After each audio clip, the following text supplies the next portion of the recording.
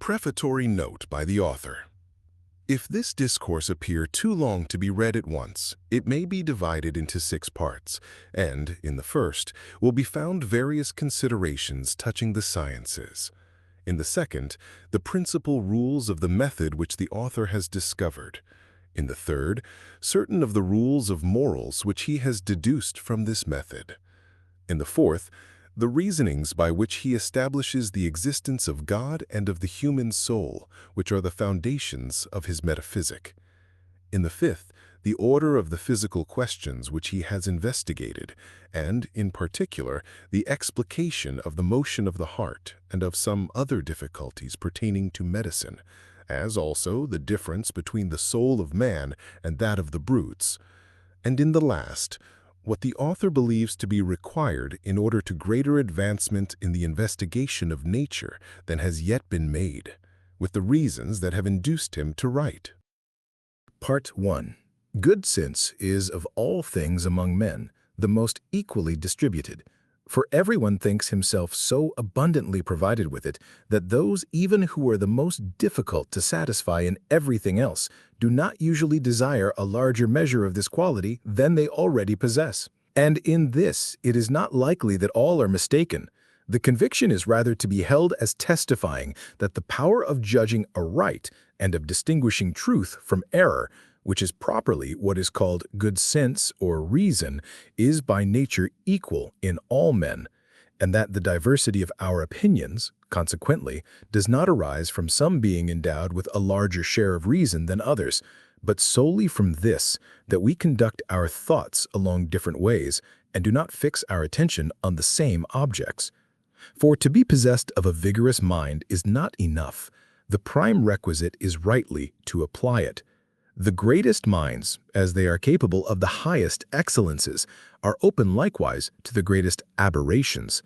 And those who travel very slowly may yet make far greater progress, provided they keep always to the straight road, than those who, while they run, forsake it. For myself, I have never fancied my mind to be in any respect more perfect than those of the generality. On the contrary, I have often wished that I were equal to some others in promptitude of thought, or in clearness and distinctness of imagination, or in fullness and readiness of memory. And besides these, I know of no other qualities that contribute to the perfection of the mind. For as to the reason or sense, inasmuch as it is that alone which constitutes us men and distinguishes us from the brutes, I am disposed to believe that it is to be found complete in each individual,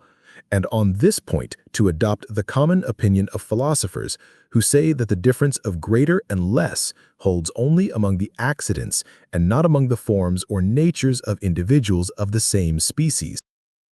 I will not hesitate, however, to avow my belief that it has been my singular good fortune to have very early in life fallen in with certain tracts which have conducted me to considerations and maxims of which I have formed a method that gives me the means, as I think, of gradually augmenting my knowledge and of raising it by little and little to the highest point which the mediocrity of my talents and the brief duration of my life will permit me to reach.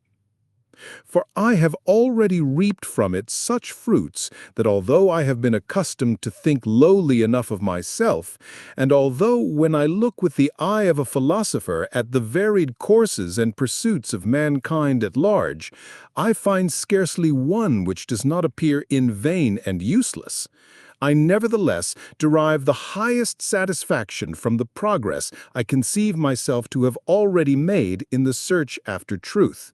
and cannot help entertaining such expectations of the future as to believe that if, among the occupations of men as men, there is any one really excellent and important, it is that which I have chosen. After all, it is possible I may be mistaken, and it is but a little copper and glass, perhaps, that I take for gold and diamonds. I know how very liable we are to delusion in what relates to ourselves, and also how much the judgments of our friends are to be suspected when given in our favor. But I shall endeavor in this discourse to describe the paths I have followed, and to delineate my life as in a picture, in order that each one may also be able to judge of them for himself, and that in the general opinion entertained of them, as gathered from current report, I myself may have a new help towards instruction to be added to those I have been in the habit of employing. My present design, then, is not to teach the method which each ought to follow for the right conduct of his reason, but solely to describe the way in which I have endeavored to conduct my own. They who set themselves to give precepts must of course regard themselves as possessed of greater skill than those to whom they prescribe, and if they err in the slightest particular, they subject themselves to censure.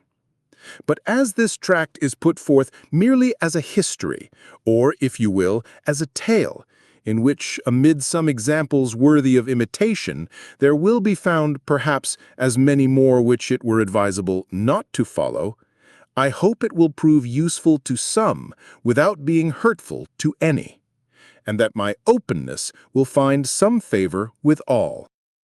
From my childhood, I have been familiar with letters, and as I was given to believe that by their help a clear and certain knowledge of all that is useful in life might be acquired, I was ardently desirous of instruction. But as soon as I had finished the entire course of study, at the close of which it is customary to be admitted into the order of the learned, I completely changed my opinion. For I found myself involved in so many doubts and errors that I was convinced I had advanced no farther in all my attempts at learning than the discovery at every turn of my own ignorance. And yet I was studying in one of the most celebrated schools in Europe, in which I thought there must be learned men, if such were anywhere to be found. I had been taught all that others learned there, and not contented with the sciences actually taught us, I had, in addition, read all the books that had fallen into my hands, treating of such branches as are esteemed the most curious and rare. I knew the judgment which others had formed of me, and I did not find that I was considered inferior to my fellows, although there were among them some who were already marked out to fill the places of our instructors. And in fine, our age appeared to me as flourishing and as fertile in powerful minds as any preceding one. I was thus led to take the liberty of judging of all other men by myself, and of concluding that there was no science in existence that was of such a nature as I had previously been given to believe. I still continued, however, to hold in esteem the studies of the schools. I was aware that the languages taught in them are necessary to the understanding of the writings of the ancients, that the grace of fable stirs the mind, that the memorable deeds of history elevate it, and, if read with discretion, aid in forming the judgment, that the perusal of all excellent books is, as it were, to interview with the noblest men of past ages who have written them, and even a studied interview in which are discovered to us only their choicest thoughts, that eloquence has incomparable force and beauty, that poesy has its ravishing graces and delights, that in the mathematics there are many refined discoveries eminently suited to gratify the inquisitive, as well as further all the arts and lessen the labor of man, that numerous highly useful precepts and exhortations to virtue are contained in treatises on morals, that theology points out the path to heaven, that philosophy affords the means of discoursing with an appearance of truth on all matters, and commands the admiration of the more simple, that jurisprudence, medicine, and the other sciences secure for their cultivators honors and riches, and, in fine, that it is useful to bestow some attention upon all, even upon those abounding the most in superstition and error, that we may be in a position to determine their real value and guard against being deceived. But I believed that I had already given sufficient time to languages, and likewise to the reading of the writings of the ancients, to their histories and fables. For to hold converse with those of other ages and to travel are almost the same thing.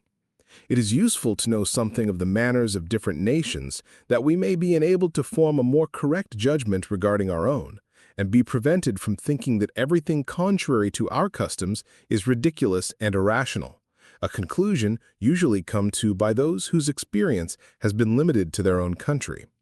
On the other hand, when too much time is occupied in traveling, we become strangers to our native country, and the over-curious in the customs of the past are generally ignorant of those of the present. Besides, fictitious narratives lead us to imagine the possibility of many events that are impossible,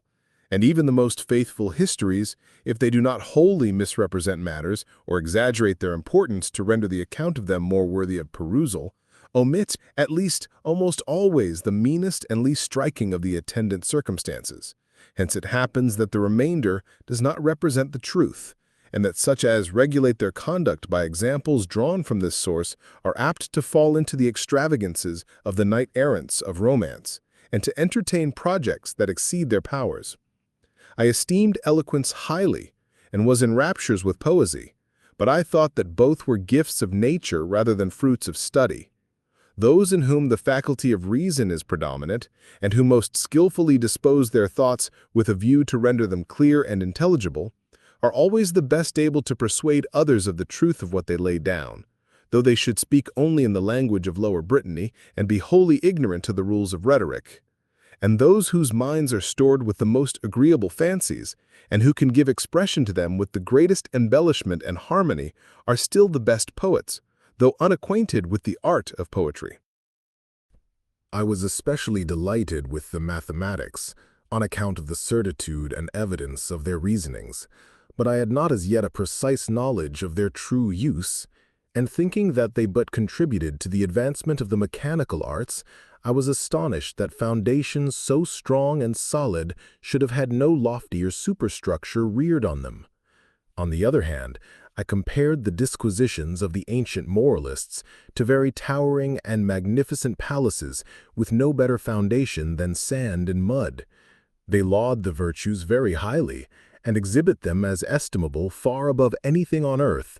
but they give us no adequate criterion of virtue,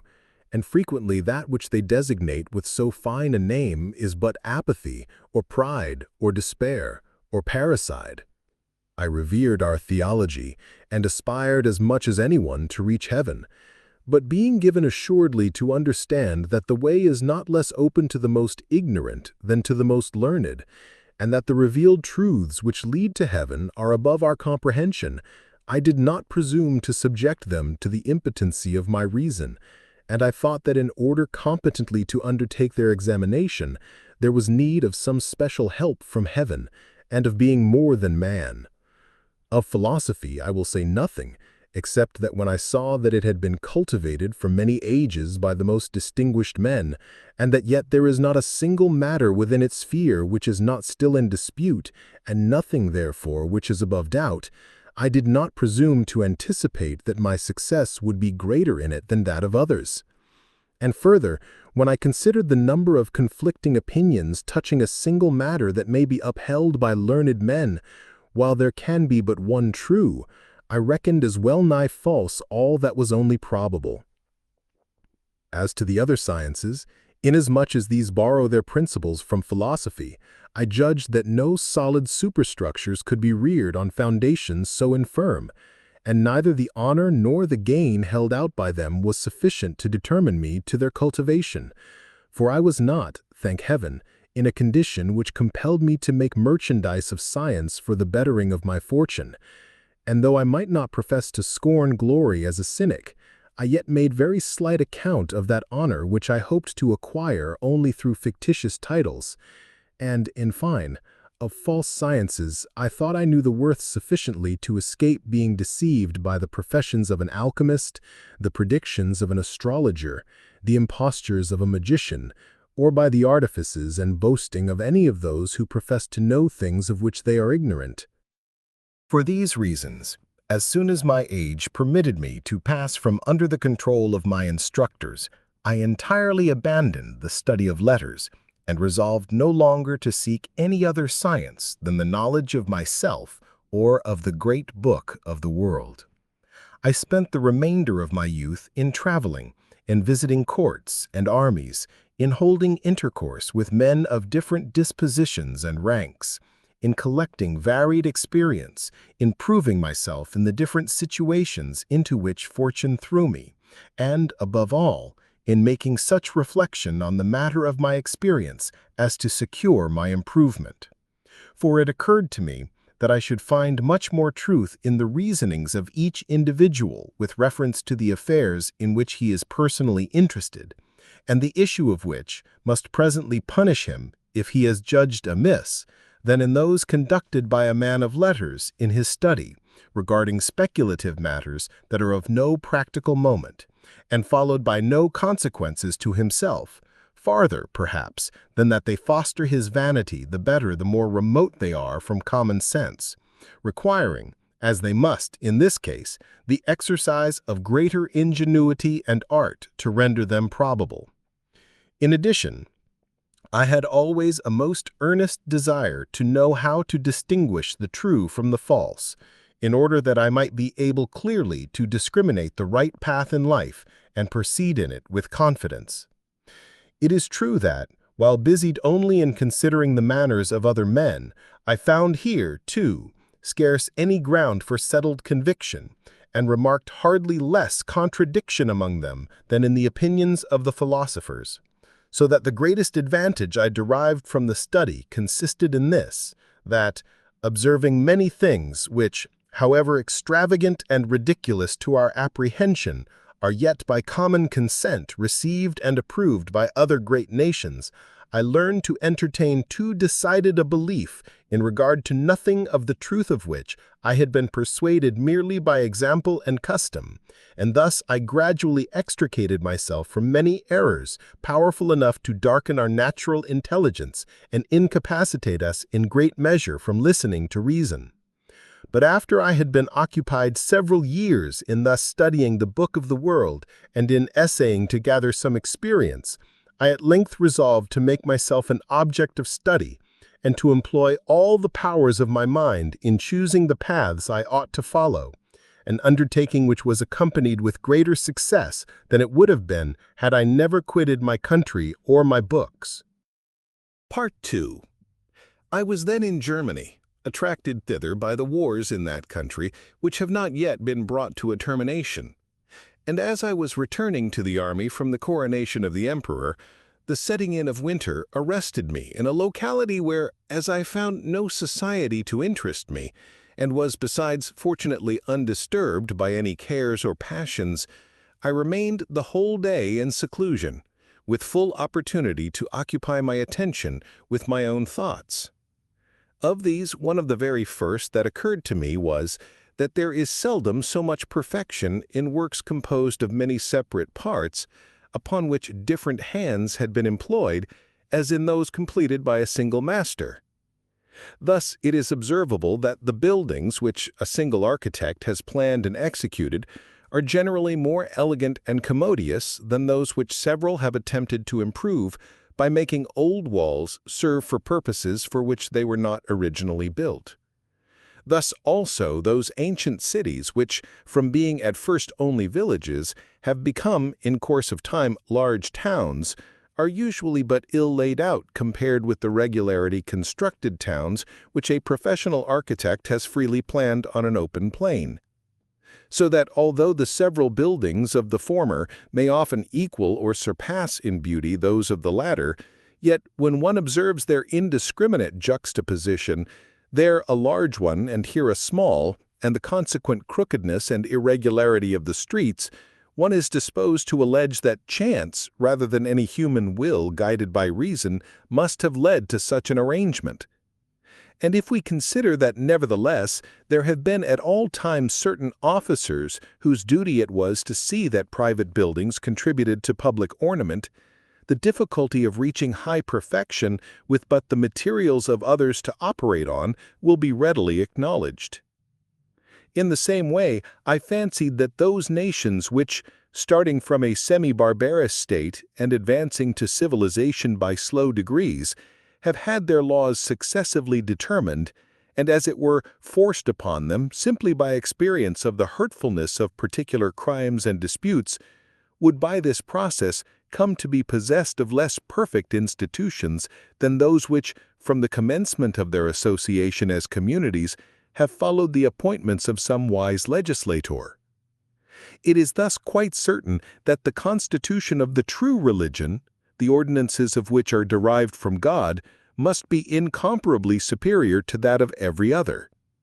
And, to speak of human affairs, I believe that the preeminence of Sparta was due not to the goodness of each of its laws in particular, for many of these were very strange and even opposed to good morals,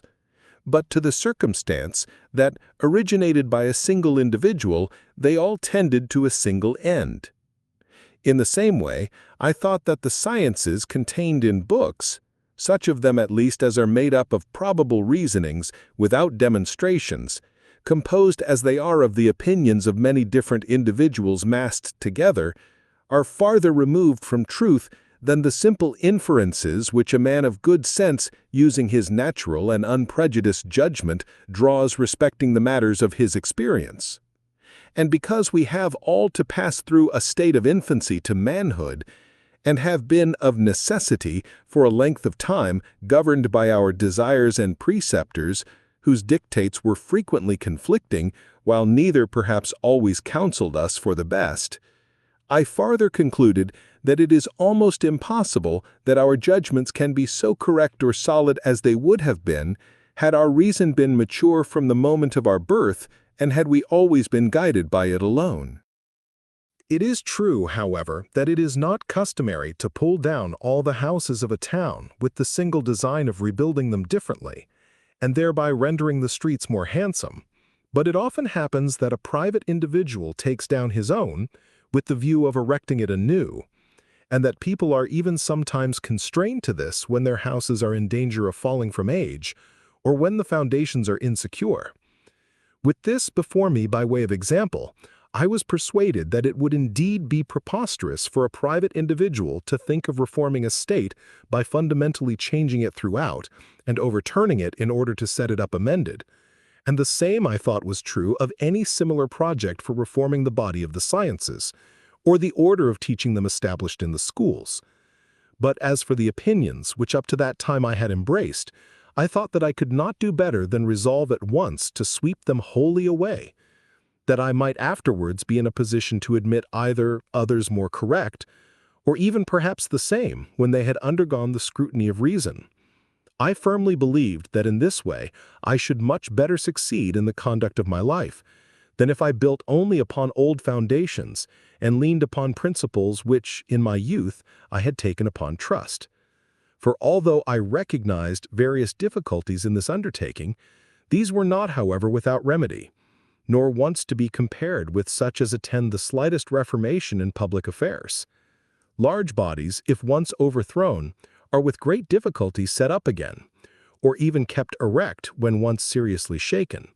and the fall of such is always disastrous. Then, if there are any imperfections in the constitutions of states, and that many such exist, the diversity of constitutions is alone sufficient to assure us, custom has without doubt materially smoothed their inconveniences, and has even managed to steer altogether clear of, or insensibly corrected, a number which sagacity could not have provided against with equal effect.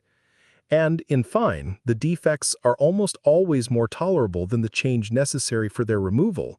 in the same manner that highways which wind among mountains, by being much frequented, become gradually so smooth and commodious that it is much better to follow them than to seek a straighter path by climbing over the tops of rocks and descending to the bottoms of precipices. Hence it is that I cannot in any degree approve of those restless and busy meddlers who, called neither by birth nor fortune to take part in the management of public affairs, are yet always projecting reforms. And if I thought that this tract contained aught which might justify the suspicion that I was a victim of such folly, I would by no means permit its publication.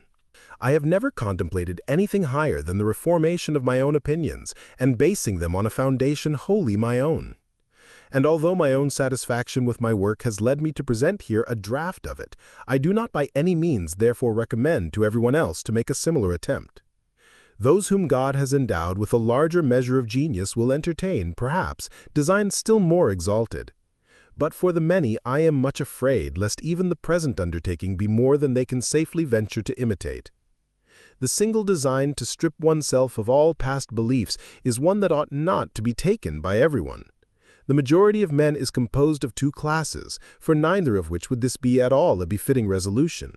In the first place, of those who, with more than a due confidence in their own powers, are precipitate in their judgments and want the patience requisite for orderly and circumspect thinking, whence it happens that if men of this class once take the liberty to doubt of their accustomed opinions and quit the beaten highway, they will never be able to thread the byway that would lead them by a shorter course, and will lose themselves and continue to wander for life.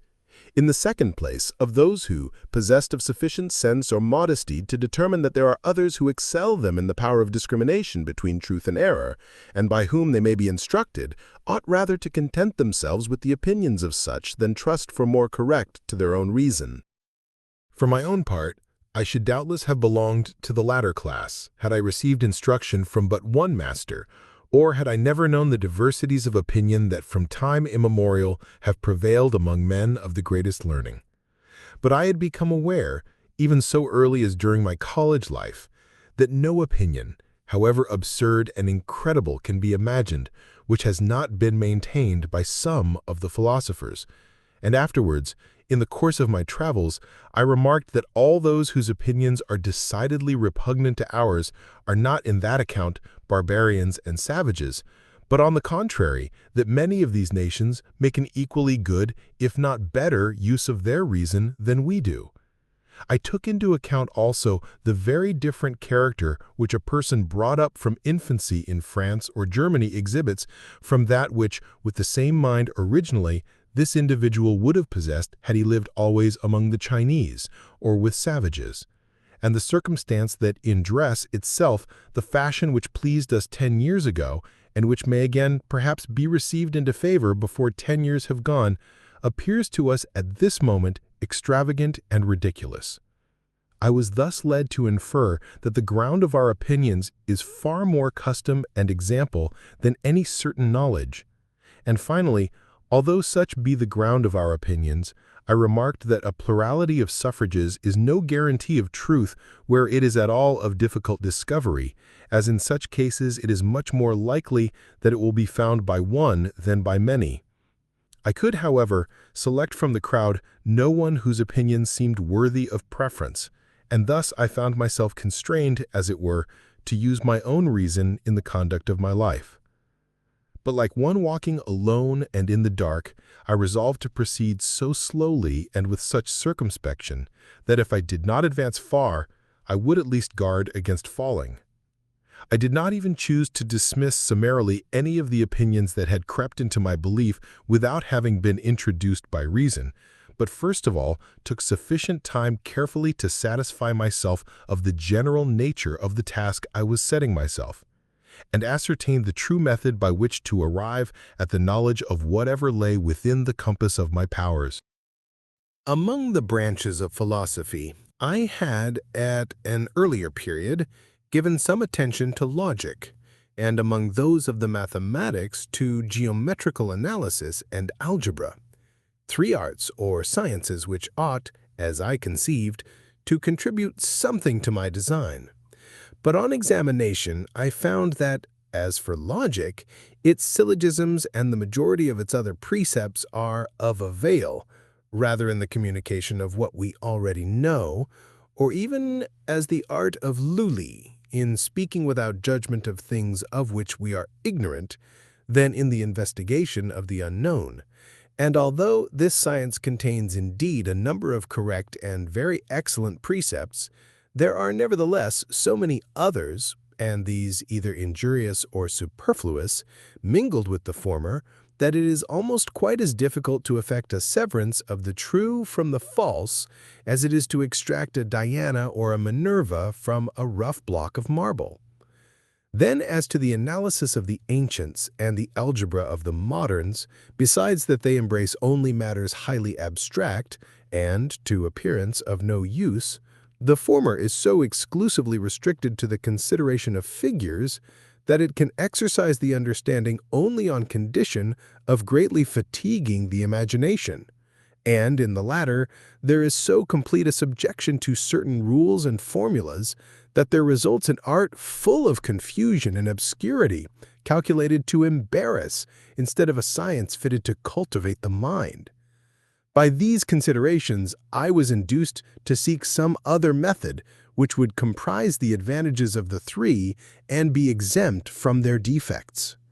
And as a multitude of laws often only hampers justice, so that a state is best governed when, with few laws, these are rigidly administered,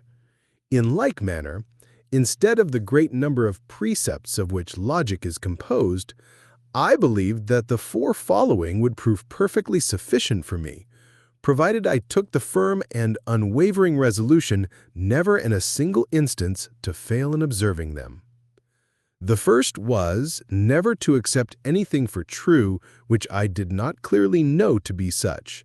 that is to say, carefully to avoid precipitancy and prejudice, and to comprise nothing more in my judgment than what was presented to my mind so clearly and distinctly as to exclude all ground of doubt. The second, to divide each of the difficulties under examination into as many parts as possible and as might be necessary for its adequate solution. The third, to conduct my thoughts in such order that by commencing with objects the simplest and easiest to know, I might ascend by little and little, and as it were, step by step, to the knowledge of the more complex, assigning in thought a certain order even to those objects which in their own nature do not stand in a relation of antecedence and sequence. And the last, in every case, to make enumerations so complete and reviews so general that I might be assured that nothing was omitted.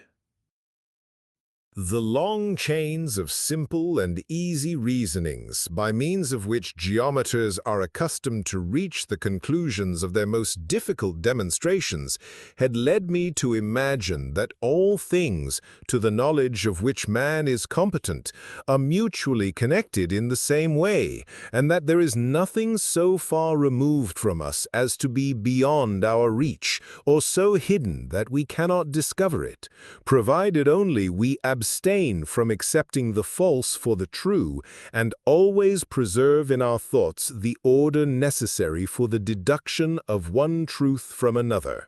And I had little difficulty in determining the objects with which it was necessary to commence, for I was already persuaded that it must be with the simplest and easiest to know, and considering that of all those who have hitherto sought truth in the sciences, the mathematicians alone have been able to find any demonstrations, that is, any certain and evident reasons, I did not doubt but that such must have been the rule of their investigations. I resolved to commence, therefore, with the examination of the simplest objects, not anticipating, however, from this any other advantage than that to be found in accustoming my mind to the love and nourishment of truth, and to a distaste for all such reasonings as were unsound.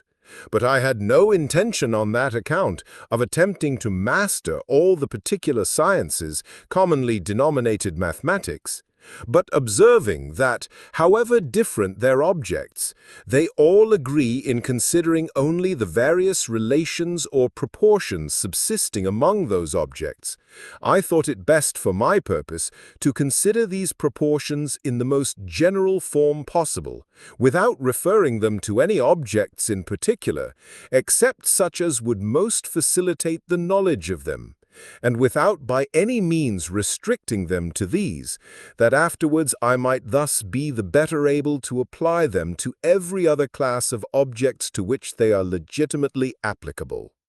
Perceiving further that in order to understand these relations, I should sometimes have to consider them one by one, and sometimes only to bear them in mind, or embrace them in the aggregate. I thought that in order the better to consider them individually, I should view them as subsisting between straight lines, than which I could find no objects more simple, or capable of being more distinctly represented to my imagination and senses, and on the other hand, that in order to retain them in the memory, or embrace an aggregate of many, I should express them by certain characters, the briefest possible. In this way, I believed that I could borrow all that was best both in geometrical analysis and in algebra, and correct all the defects of the one by help of the other. And in point of fact, the accurate observance of these few precepts gave me, I take the liberty of saying, such ease in unraveling all the questions embraced in these two sciences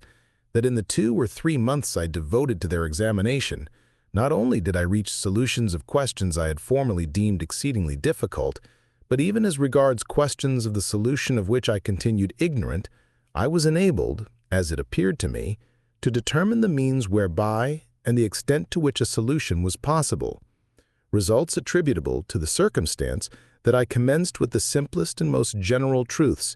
and that thus each truth discovered was a rule available in the discovery of subsequent ones. Nor in this perhaps shall I appear too vain, if it be considered that, as the truth on any particular point is one, whoever apprehends the truth knows all that on that point can be known. The child, for example, who has been instructed in the elements of arithmetic and has made a particular addition according to rule, may be assured that he has found, with respect to the sum of the numbers before him, and that in this instance is within the reach of human genius. Now, in conclusion, the method which teaches adherence to the true order and an exact enumeration of all the conditions of the things sought includes all that gives certitude to the rules of arithmetic.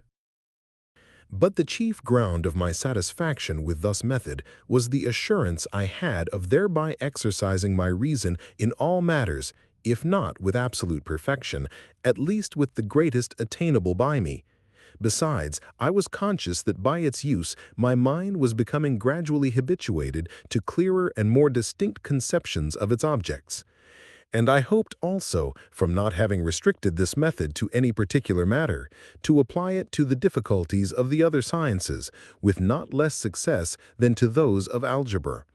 I should not, however, on this account, have ventured at once on the examination of all the difficulties of the sciences which presented themselves to me, for this would have been contrary to the order prescribed in the method. But observing that the knowledge of such is dependent on principles borrowed from philosophy, in which I found nothing certain, I thought it necessary first of all to endeavor to establish its principles. And because I observed, besides, that an inquiry of this kind was of all others of the greatest moment, and one in which precipitancy and anticipation in judgment were most to be dreaded, I thought that I ought not to approach it till I had reached a more mature age, being at that time but 23, and had first of all employed much of my time in preparation for the work, as well by eradicating from my mind all the erroneous opinions I had up to that moment accepted, as by amassing variety of experience to afford materials for my reasonings, and by continually exercising myself in my chosen method with a view to increased skill in its application. Part 3. And finally, as it is not enough, before commencing to rebuild the house in which we live, that it be pulled down and materials and builders provided, or that we engage in the work ourselves, according to a plan which we have beforehand carefully drawn out, but as it is likewise necessary that we be furnished with some other house in which we may live commodiously during the operations, so that I might not remain irresolute in my actions, while my reason compelled me to suspend my judgment, and that I might not be prevented from living thenceforward in the greatest possible felicity, I formed a provisory code of morals, composed of 3 or 4 maxims, with which I am desirous to make you acquainted. The first was to obey the laws and customs of my country, adhering firmly to the faith in which, by the grace of God, I had been educated from my childhood, and regulating my conduct in every other matter according to the most moderate opinions, and the farthest removed from extremes, which should happen to be adopted in practice with general consent of the most judicious of those among whom I might be living. For as I had from that time begun to hold my own opinions for naught, because I wished to subject them all to examination, I was convinced that I could not do better than follow in the meantime the opinions of the most judicious. And although there are some perhaps among the Persians and Chinese as judicious as among ourselves, expediency seemed to dictate that I should regulate my practice conformably to the opinions of those with whom I should have to live. And it appeared to me that, in order to ascertain the real opinions of such, I ought rather to take cognizance of what they practiced than of what they said. Not only because, in the corruption of our manners, there are few disposed to speak exactly as they believe, but also because very many are not aware of what it is that they really believe. For as the active mind by which a thing is believed is different from that by which we know that we believe it, the one act is often found without the other. Also, amid many opinions held in equal repute, I chose always the most moderate, as much for the reason that these are always the most convenient for practice, and probably the best, for all excess is generally vicious, as that, in the event of my falling into error, I might be at less distance from the truth than if, having chosen one of the extremes, it should turn out to be the other which I ought to have adopted. And I placed in the class of extremes especially all promises by which somewhat of our freedom is abridged. Not that I disapproved of the laws which, to provide against the instability of men of feeble resolution, when what is sought to be accomplished is some good, permit engagements by vows and contracts binding the parties to persevere in it, or even, for the security of commerce, sanction similar engagements where the purpose sought to be realized is indifferent. But because I did not find anything on earth which was wholly superior to change, and because, for myself in particular, I hoped gradually to perfect my judgments and not to suffer them to deteriorate, I would have deemed it a grave sin against good sense, if, for the reason that I approved of something at a particular time, I therefore bound myself to hold it for good at a subsequent time when perhaps it had ceased to be so, or I had ceased to esteem it such.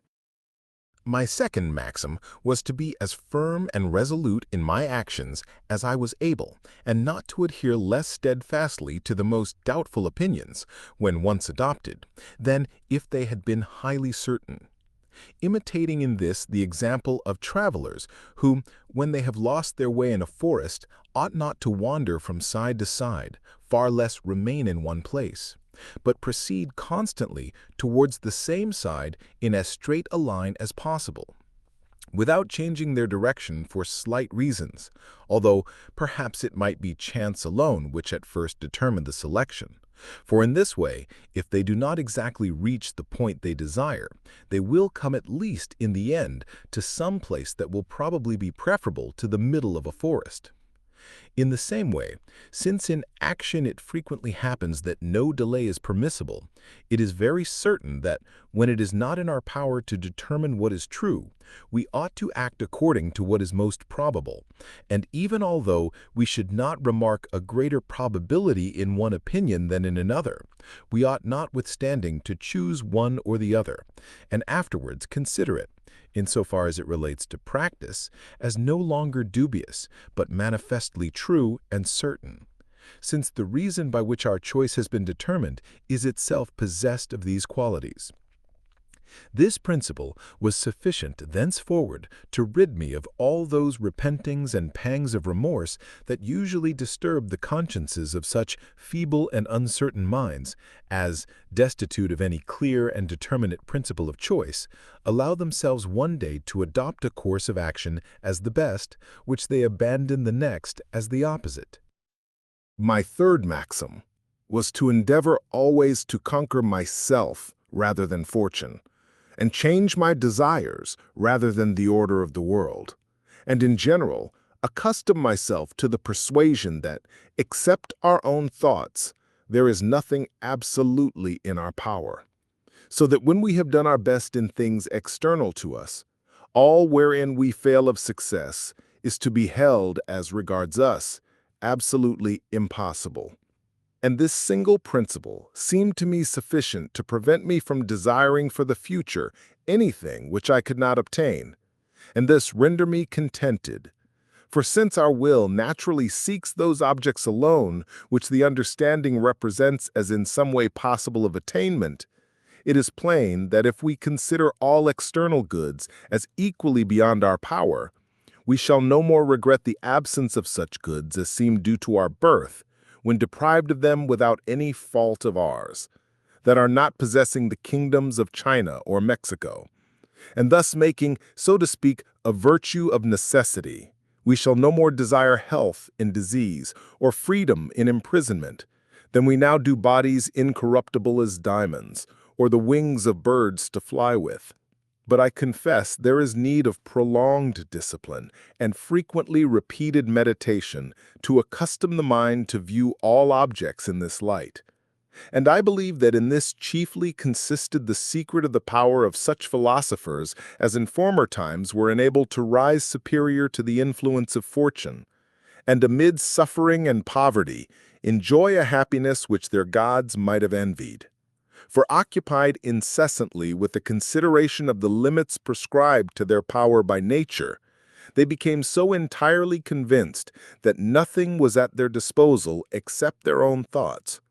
that this conviction was of itself sufficient to prevent their entertaining any desire of other objects, and over their thoughts they acquired a sway so absolute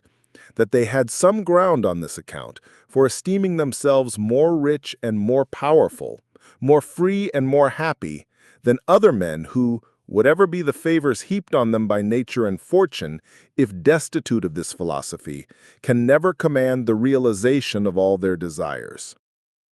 In fine, to conclude this code of morals, I thought of reviewing the different occupations of men in this life, with the view of making choice of the best. And, without wishing to offer any remarks on the employments of others, I may state that it was my conviction that I could not do better than continue in that in which I was engaged, viz., in devoting my whole life to the culture of my reason and in making the greatest progress I was able in the knowledge of truth, on the principles of the method which I had prescribed to myself. This method, from the time I had begun to apply it, had been to me the source of satisfaction so intense as to lead me to believe that more perfect or more innocent could not be enjoyed in this life. And as by its means I daily discovered truths that appeared to me of some importance and of which other men were generally ignorant, the gratification thence arising so occupied my mind that I was wholly indifferent to every other object.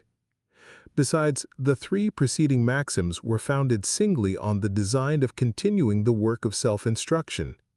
For, since God has endowed each of us with some light of reason by which to distinguish truth from error, I could not have believed that I ought for a single moment to rest satisfied with the opinions of another, unless I had resolved to exercise my own judgment in examining these whenever I should be duly qualified for the task. Nor could I have proceeded on such opinions without scruple, had I supposed that I should thereby forfeit any advantage for attaining still more accurate, should such exist.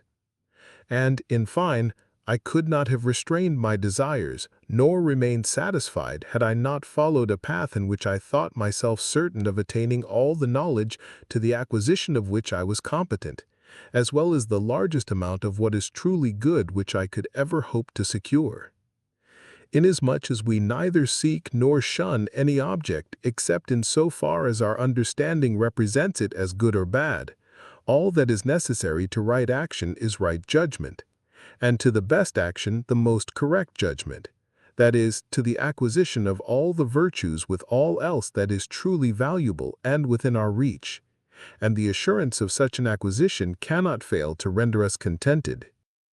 Having thus provided myself with these maxims, and having placed them in reserve along with the truths of faith, which have ever occupied the first place in my belief, I came to the conclusion that I might with freedom set about ridding myself of what remained of my opinions. And inasmuch as I hoped to be better able successfully to accomplish this work by holding intercourse with mankind than by remaining longer shut up in the retirement where these thoughts had occurred to me, I betook me again to traveling before the winter was well ended.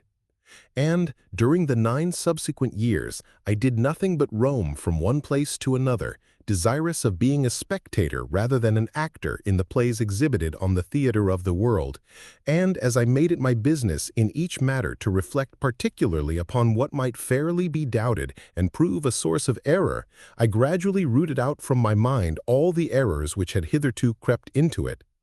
Not that in this I imitated the skeptics who doubt only that they may doubt and seek nothing beyond uncertainty itself, for, on the contrary, my design was singly to find ground of assurance and cast aside the loose earth and sand that I might reach the rock or the clay.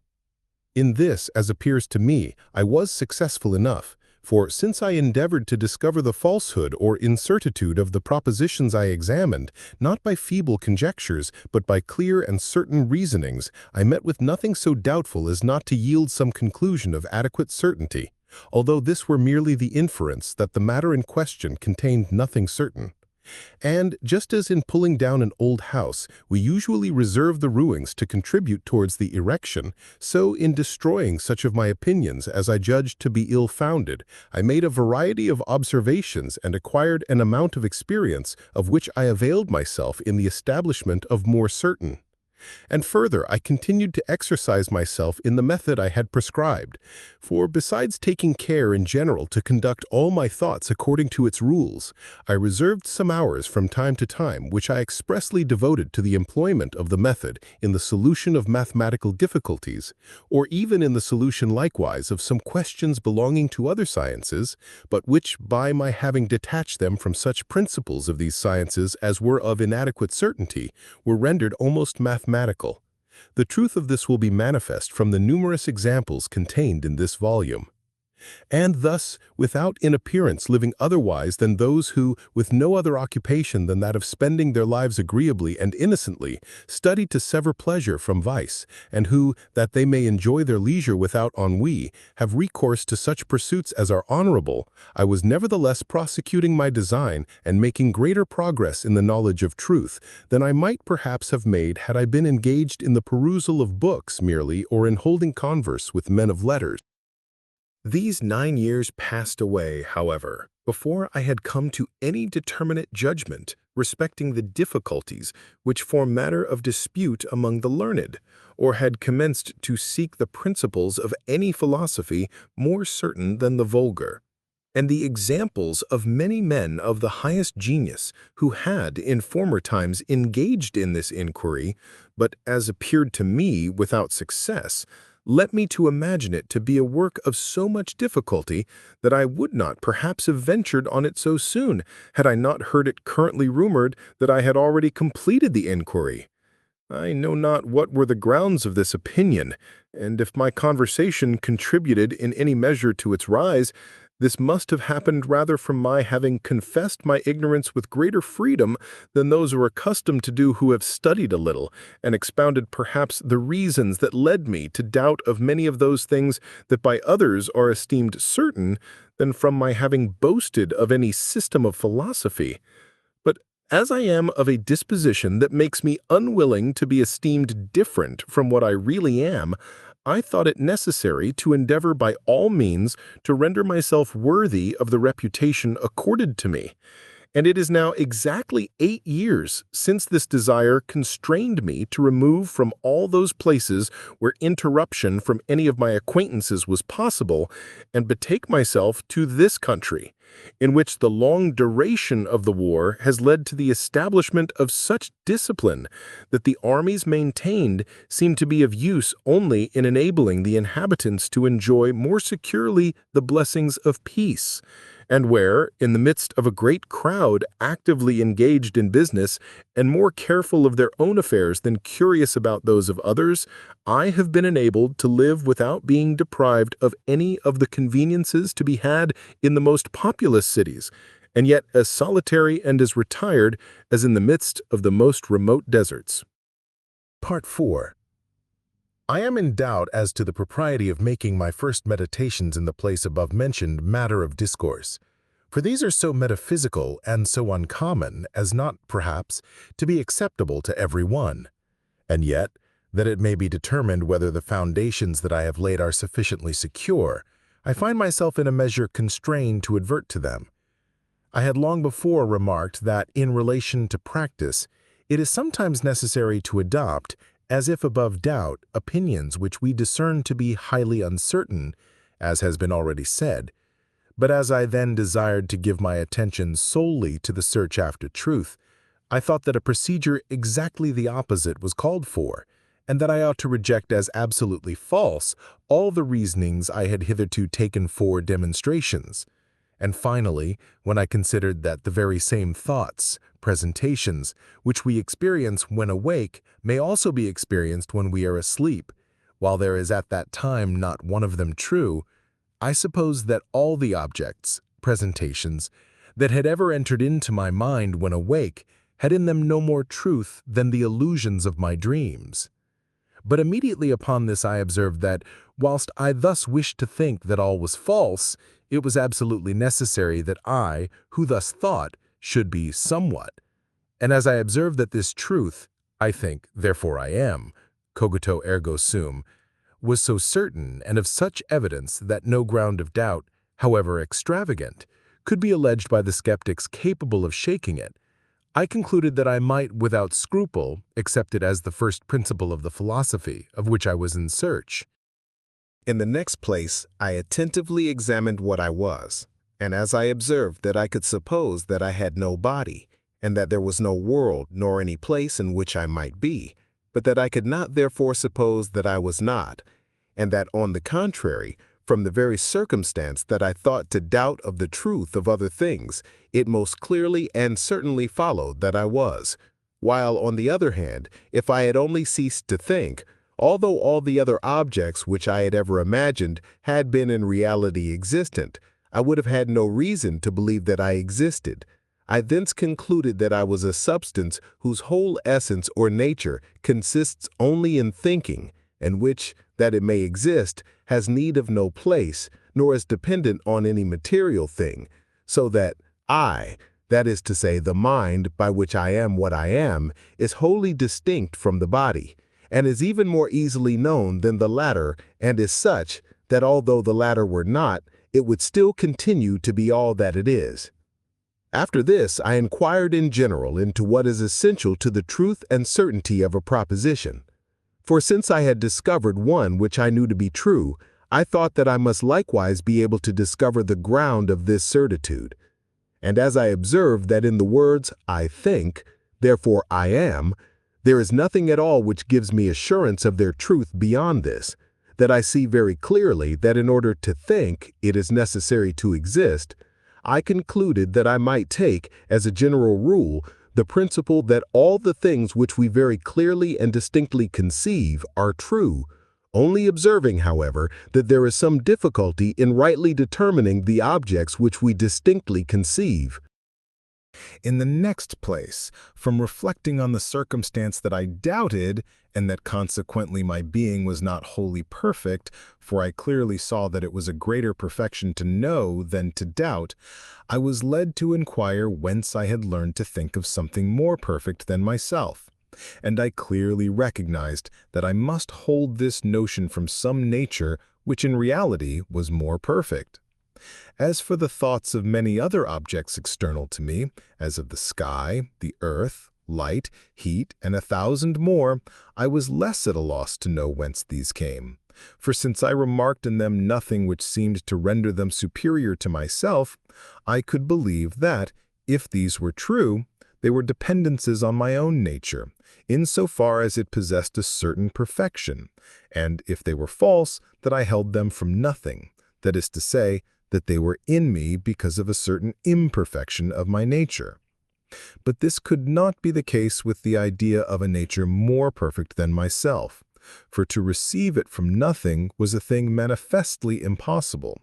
and because it is not less repugnant that the more perfect should be an effect of and dependence on the less perfect than that something should proceed from nothing, it was equally impossible that I could hold it from myself. Accordingly, it but remained that it had been placed in me by a nature which was in reality more perfect than mine, and which even possessed within itself all the perfections of which I could form any idea, that is to say, in a single word, which was God. And to this I added that, since I knew some perfections which I did not possess, I was not the only being in existence. I will here, with your permission, freely use the terms of the schools. But on the contrary, that there was of necessity some other more perfect being upon whom I was dependent and from whom I had received all that I possessed. For if I had existed alone and independently of every other being, so as to have had from myself all the perfection, however little, which I actually possessed, I should have been able, for the same reason, to have had from myself the whole remainder of perfection, of the want of which I was conscious, and thus could of myself have become infinite, eternal, immutable, omniscient, all-powerful, and, in fine, have possessed all the perfections which I could recognize in God. For in order to know the nature of God, whose existence has been established by the preceding reasonings, as far as my own nature permitted, I had only to consider in reference to all the properties of which I found in my mind some idea, whether their possession was a mark of perfection, and I was assured that no one which indicated any imperfection was in him, and that none of the rest was a wanting. Thus I perceived that doubt, inconstancy, sadness, and such like could not be found in God, since I myself would have been happy to be free from them. Besides, I had ideas of many sensible and corporeal things, for although I might suppose that I was dreaming, and that all which I saw or imagined was false, I could not, nevertheless, deny that the ideas were in reality in my thoughts. But because I had already very clearly recognized in myself that the intelligent nature is distinct from the corporeal, and as I observed that all composition is an evidence of dependency, and that a state of dependency is manifestly a state of imperfection, I therefore determined that it could not be a perfection in God to be compounded of these two natures, and that consequently he was not so compounded. But that if there were any bodies in the world, or even any intelligences or other natures that were not wholly perfect, their existence depended on his power in such a way that they could not subsist without him for a single moment. I was disposed straightway to search for other truths, and when I had represented to myself the object of the geometers, which I conceived to be a continuous body or a space indefinitely extended in length, breadth, and height or depth, divisible into diverse parts, which admit of different figures and sizes, and of being moved or transposed in all manner of ways, for all this the geometers suppose to be in the object they contemplate. I went over some of their simplest demonstrations. And in the first place I observed that the great certitude which by common consent is accorded to these demonstrations is founded solely upon this, that they are clearly conceived in accordance with the rules I have already laid down. In the next place, I perceived that there was nothing at all in these demonstrations which could assure me of the existence of their object. Thus, for example, supposing a triangle to be given, I distinctly perceived that its three angles were necessarily equal to two right angles, but I did not on that account perceive anything which could assure me that any triangle existed, while on the contrary, recurring to the examination of the idea of a perfect being, I found that the existence of the being was comprised in the idea in the same way that the equality of its three angles to two right angles is comprised in the idea of a triangle, or as in the idea of a sphere, the equidistance of all points on its surface from the center, or even still more clearly, and that consequently it is at least as certain that God, who is this perfect being, is or exists as any demonstration of geometry can be.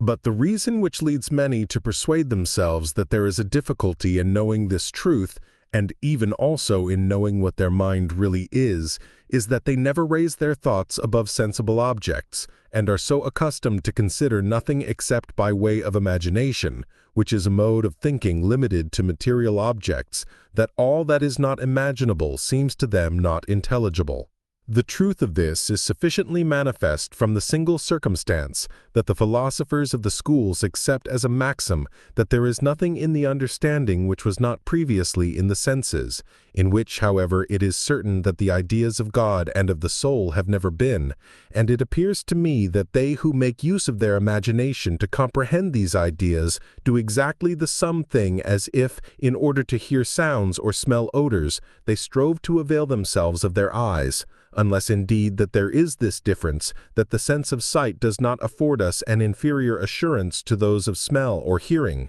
in place of which neither our imagination nor our senses can give us assurance of anything unless our understanding intervene.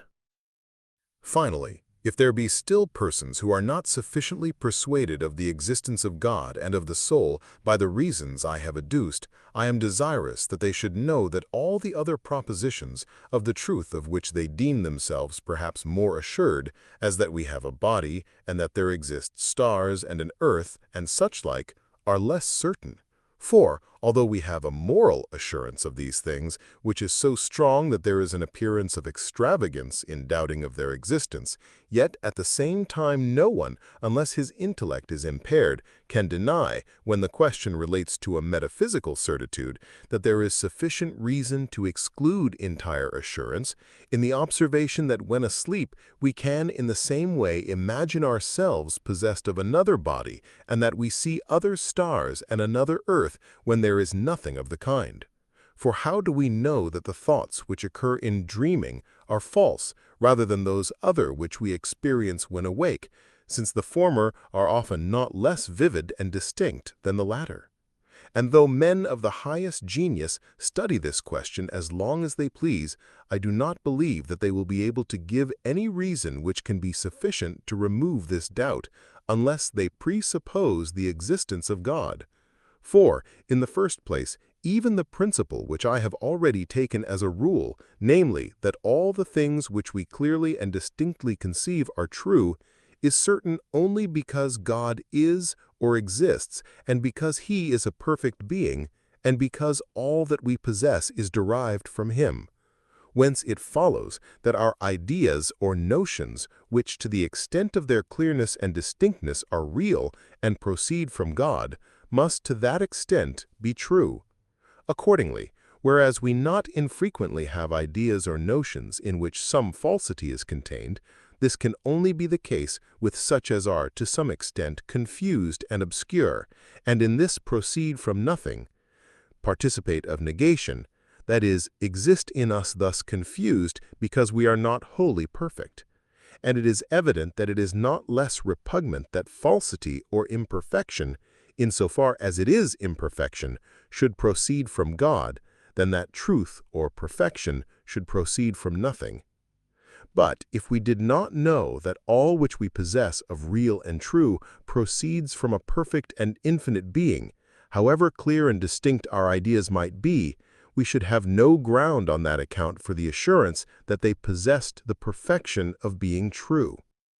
But after the knowledge of God and of the soul has rendered us certain of this rule, we can easily understand that the truth of the thoughts we experience when awake ought not in the slightest degree to be called in question on account of the illusions of our dreams. For if it happened that an individual, even when asleep, had some very distinct idea, as for example, if a geometer should discover some new demonstration, the circumstance of his being asleep would not militate against its truth. And as for the most ordinary error of our dreams, which consists in their representing to us various objects in the same way as our external senses, this is not prejudicial, since it leads us very properly to suspect the truth of the ideas of sense.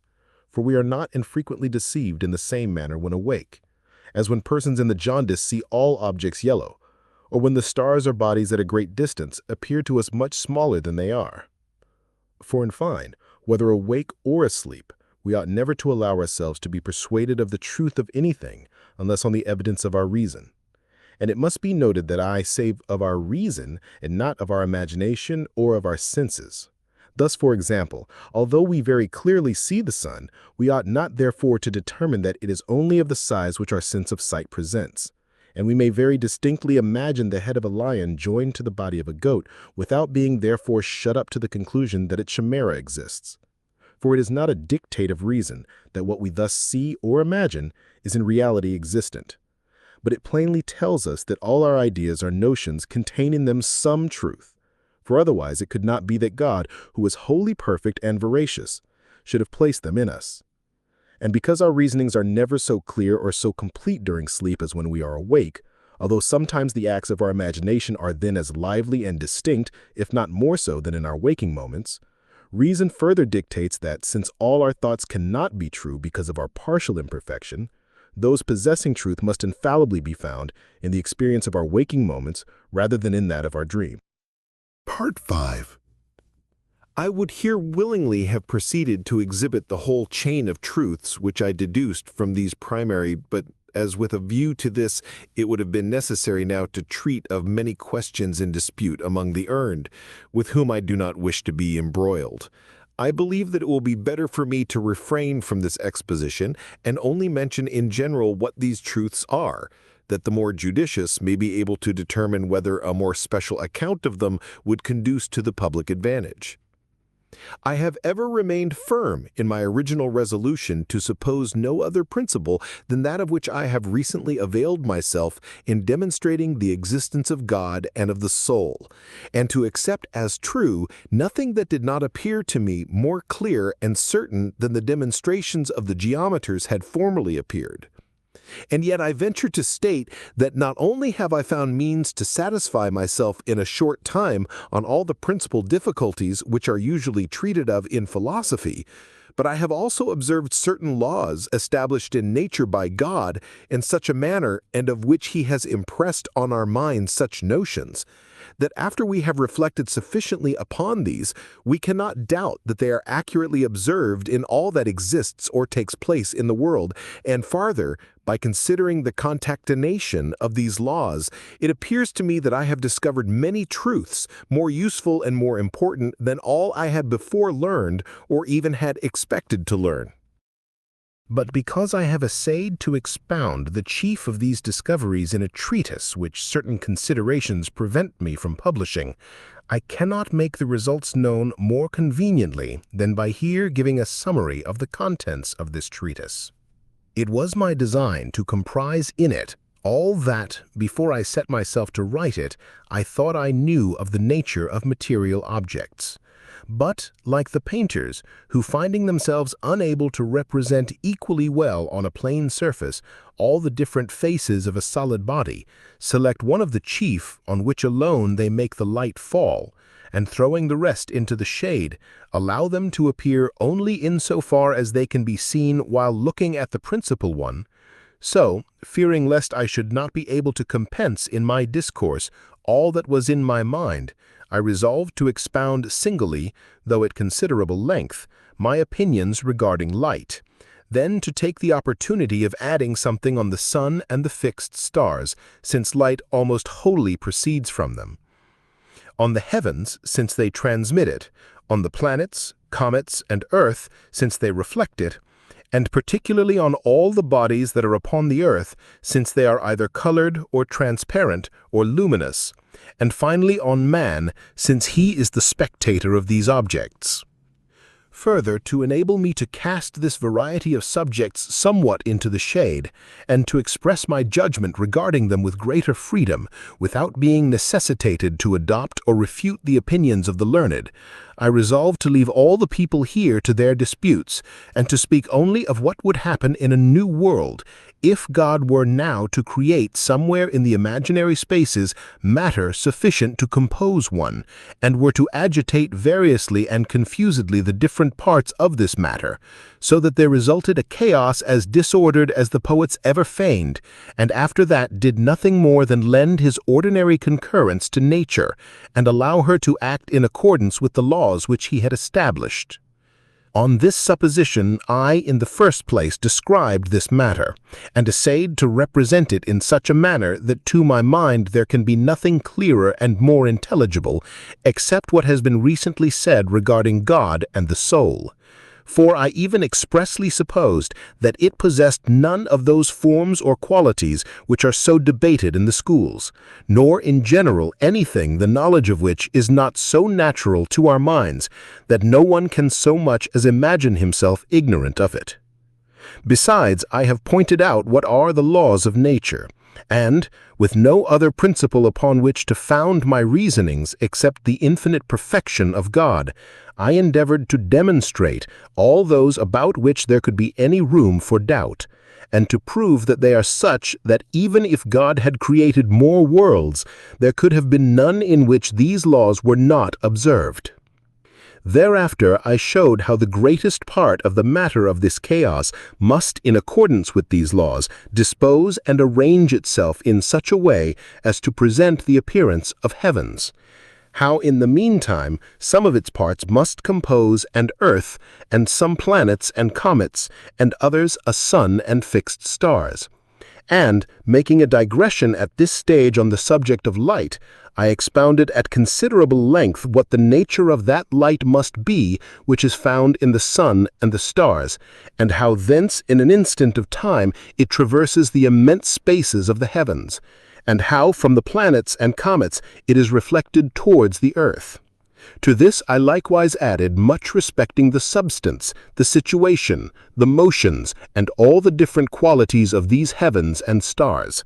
so that I thought I had said enough respecting them to show that there is nothing observable in the heavens or stars of our system that must not, or at least may not, appear precisely alike in those of the system which I described. I came next to speak of the earth in particular, and to show how, even though I had expressly supposed that God had given no weight to the matter of which it is composed, this should not prevent all its parts from tending exactly to its center.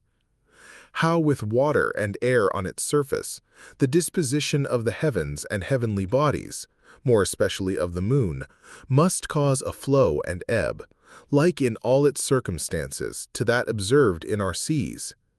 as also a certain current both of water and air from east to west, such as is likewise observed between the tropics. How the mountains, seas, fountains, and rivers might naturally be formed in it, and the metals produced in the mines, and the plants grow in the fields, and in general how all the bodies which are commonly denominated mixed or composite might be generated, and among other things in the discoveries alluded to, inasmuch as besides the stars, I knew nothing except fire which produces light. I spared no pains to set forth all that pertains to its nature, the manner of its production and support, and to explain how heat is sometimes found without light, and light without heat, to show how it can induce various colors upon different bodies and other diverse qualities,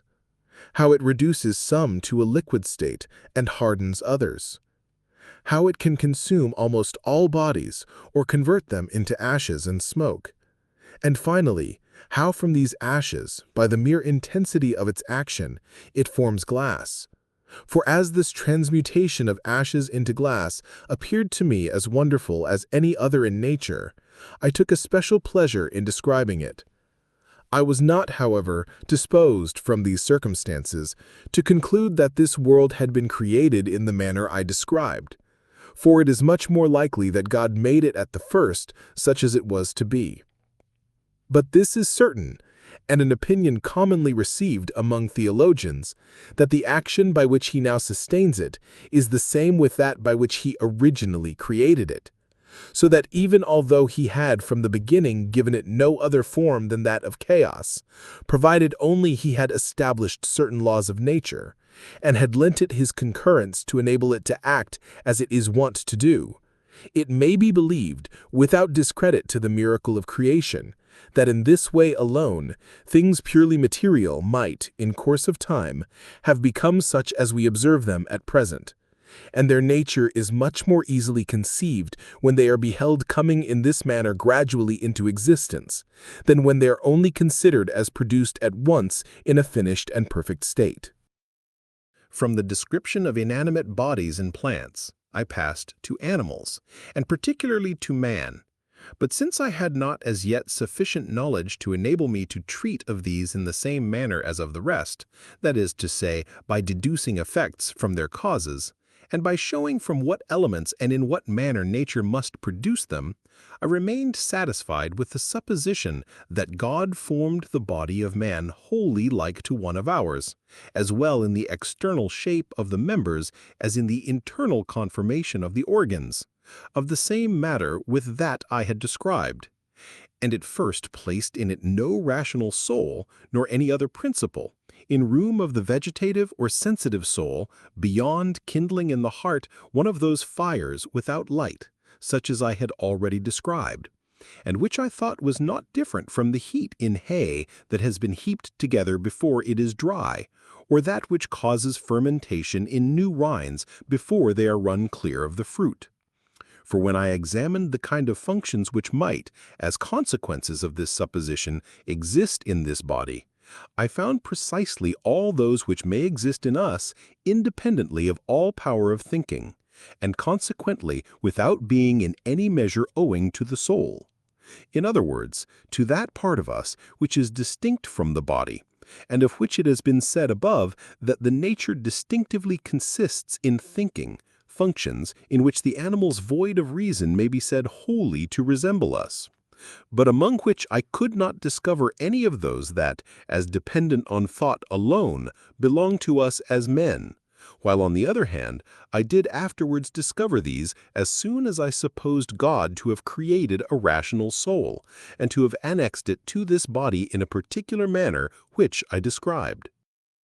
But in order to show how I there handled this matter, I mean here to give the explication of the motion of the heart and arteries which, as the first and most general motion observed in animals, will afford the means of readily determining what should be thought of all the rest,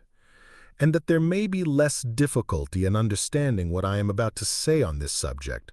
I advise those who are not versed in anatomy, before they commence the perusal of these observations, to take the trouble of getting dissected in their presence the heart of some large animal possessed of lungs, for this is throughout sufficiently like the human,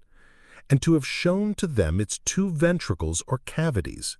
in the first place that in the right side, with which correspond two very ample tubes, viz. the hollow vein, vena cava, which is the principal receptacle of the blood, and the trunk of the tree, as it were, of which all the other veins in the body are branches, and the arterial vein, vena arteriosa, inappropriately so denominated, since it is in truth only an artery, which, taking its rise in the heart, is divided, after passing out from it, into many branches which presently disperse themselves all over the lungs. In the second place, the cavity in the left side, with which correspond in the same manner two canals in size equal to or larger than the preceding, viz. the venous artery, arteria venosa, likewise inappropriately thus designated, because it is simply a vein which comes from the lungs, where it is divided into many branches, interlaced with those of the arterial vein, and those of the tube called the windpipe, through which the air we breathe enters, and the great artery, which, issuing from the heart, sends its branches all over the body. I should wish also that such persons were carefully shown the 11 pellicles which, like so many small valves, open and shut the 4 orifices that are in these two cavities, viz., 3 at the entrance of the hollow veins, where they are disposed in such a manner as by no means to prevent the blood which it contains from flowing into the right ventricle of the heart, and yet exactly to prevent its flowing out. 3 at the entrance to the arterial vein, which, arranged in a manner exactly the opposite of the former, readily permit the blood contained in this cavity to pass into the lungs, but hinder that contained in the lungs from returning to this cavity. And in like manner, two others at the mouth of the venous artery, which allow the blood from the lungs to flow into the left cavity of the heart, but preclude its return, and three at the mouth of the great artery, which suffer the blood to flow from the heart, but prevent its reflux.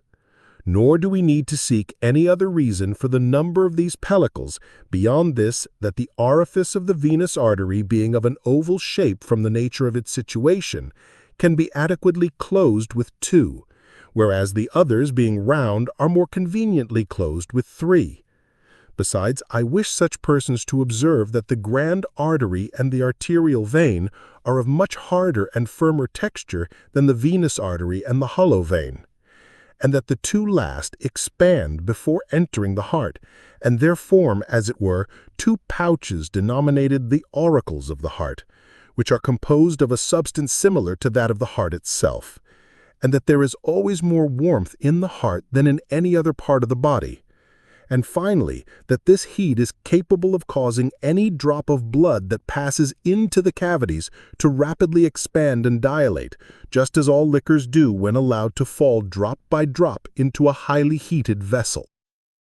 For, after these things, it is not necessary for me to say anything more with a view to explain the motion of the heart,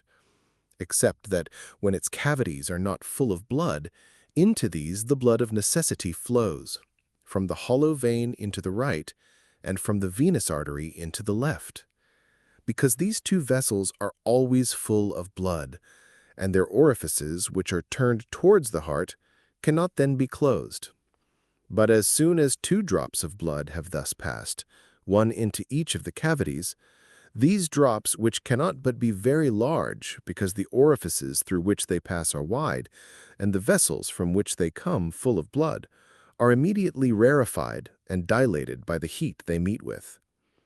In this way they cause the whole heart to expand, and at the same time press home and shut the 5 small valves that are at the entrances of the 2 vessels from which they flow,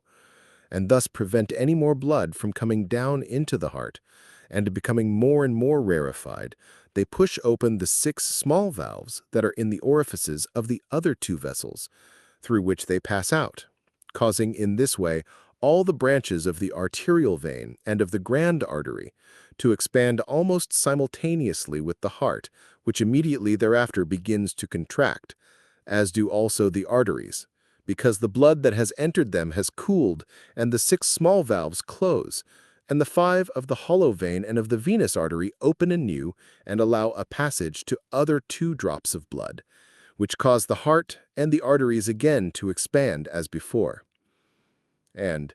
because the blood which thus enters into the heart passes through these 2 pouches called auricles, it thence happens that their motion is the contrary of that of the heart, and that when it expands they contract.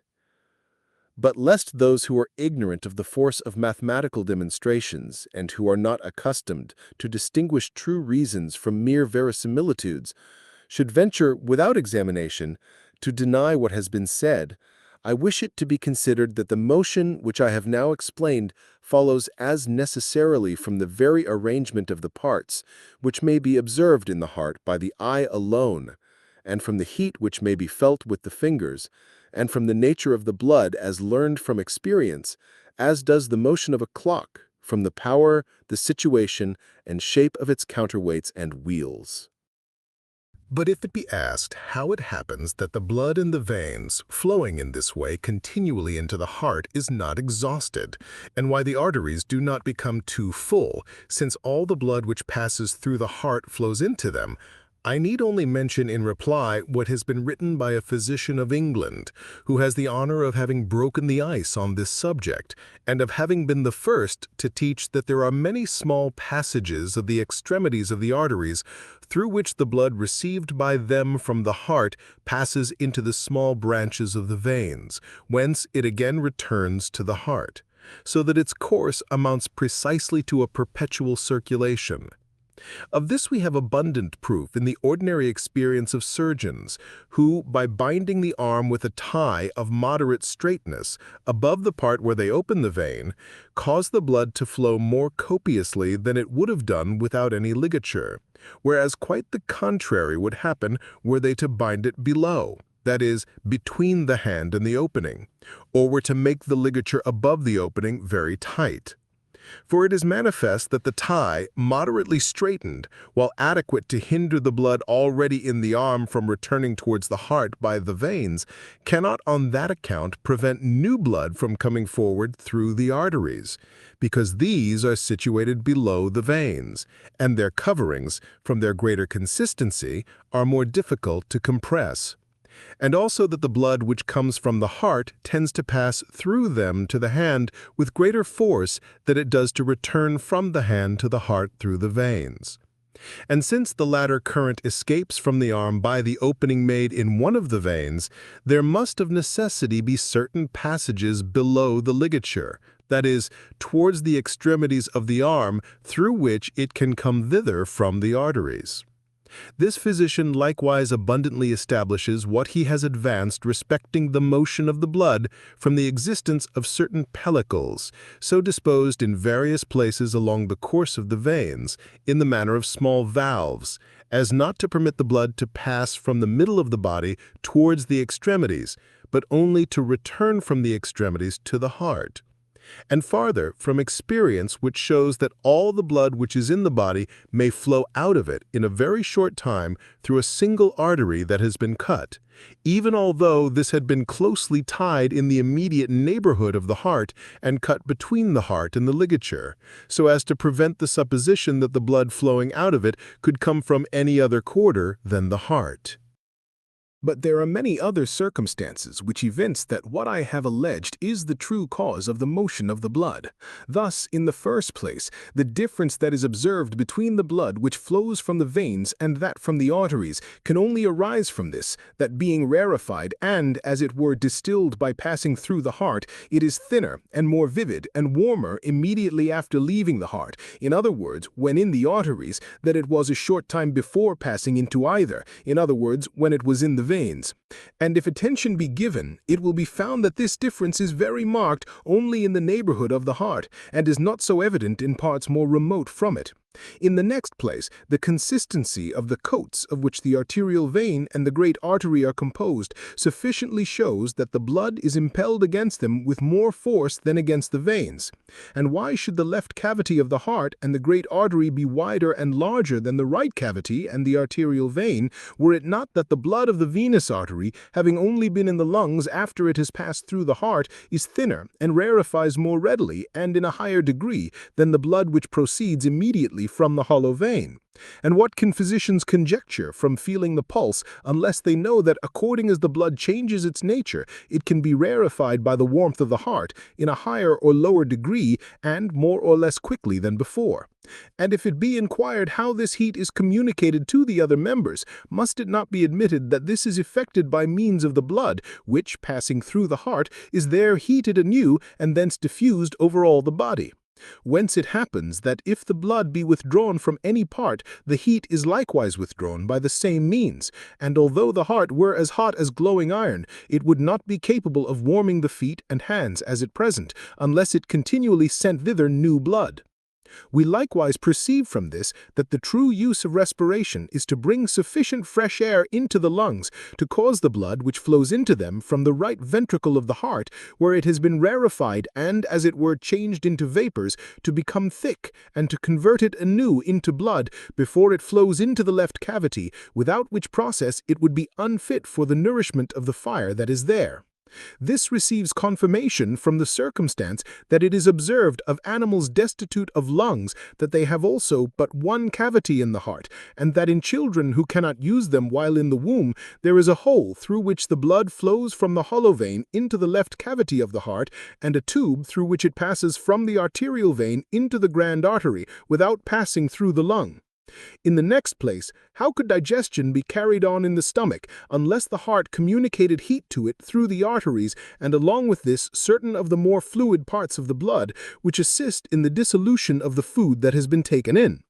Is not also the operation which converts the juice of food into blood easily comprehended when it is considered that it is distilled by passing and repassing through the heart perhaps more than 100 or 200 times in a day? And what more need be adduced to explain nutrition and the production of the different humors of the body, beyond saying that the force with which the blood, in being rarefied, passes from the heart towards the extremities of the arteries, causes certain of its parts to remain in the members at which they arrive, and there occupy the place of some others expelled by them,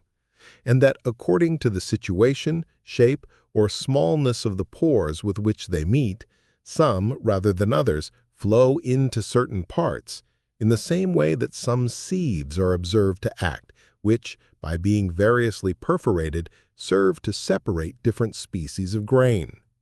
And in the last place, what above all is here worthy of observation is the generation of the animal spirits, which are like a very subtle wind, or rather a very pure and vivid flame, which continually ascending in great abundance from the heart to the brain, thence penetrates through the nerves into the muscles, and gives motion to all the members, so that to account for other parts of the blood which, as most agitated and penetrating, are the fittest to compose these spirits, proceeding towards the brain, it is not necessary to suppose any other cause than simply that the arteries which carry them thither proceed from the heart in the most direct lines, and that, according to the rules of mechanics, which are the same with those of nature, when many objects tend at once to the same point where there is not sufficient room for all, as is the case with the parts of the blood which flow forth from the left cavity of the heart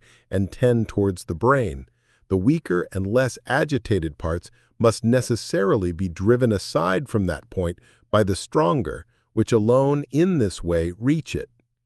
I had expounded all these matters with sufficient minuteness in the treatise which I formerly thought of publishing,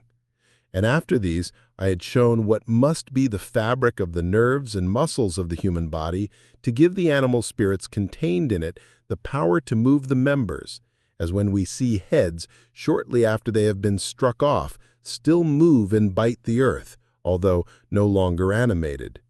What changes must take place in the brain to produce waking, sleep, and dreams?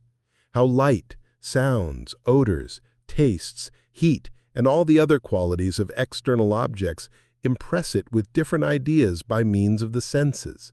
How hunger, thirst, and the other internal affections can likewise impress upon it diverse ideas. What must be understood by the common sense, sensus communis, in which these ideas are received, by the memory which retains them, by the fantasy which can change them in various ways, and out of them compose new ideas, and which, by the same means, distributing the animal spirits through the muscles, can cause the members of such a body to move in as many different ways, and in a manner as suited, whether to the objects that are presented to its senses or to its internal affections, as can take place in our own case apart from the guidance of the will. Nor will this appear at all strange to those who are acquainted with the variety of movements performed by the different automata or moving machines fabricated by human industry, and that with help of but few pieces compared with the great multitude of bones, muscles, nerves, arteries, veins, and other parts that are found in the body of each animal. And here I specially stayed to show that were there such machines exactly resembling organs in outward form an ape or any other irrational animal, we could have no means of knowing that they were in any respect of a different nature from these animals. But if there were machines bearing the image of our bodies and capable of imitating our actions as far as it is morally possible, there would still remain two most certain tests whereby to know that they were not therefore really men. Of these the first is that they could never use words or other signs arranged in such a manner as is competent to us in order to declare our thoughts to others. For we may easily conceive a machine to be so constructed that it emits vocables, and even that it emits some correspondent to the action upon it of external objects which cause a change in its organs. For example, if touched in a particular place, it may demand what we wish to say to it. If in another it may cry out that it is hurt and such like, but not that it should arrange them variously so as appositely to reply to what is said in its presence, as men of the lowest grade of intellect can do. The second test is that although such machines might execute many things with equal or perhaps greater perfection than any of us, they would, without doubt, fail in certain others from which it could be discovered that they did not act from knowledge, but solely from the disposition of their organs. For while reason is a universal instrument that is alike available on every occasion, these organs, on the contrary, need a particular arrangement for each particular action. Whence it must be morally impossible that there should exist in any machine a diversity of organs sufficient to enable it to act in all the occurrences of life, in the way in which our reason enables us to act. Again, by means of these two tests, we may likewise know the difference between men and brutes.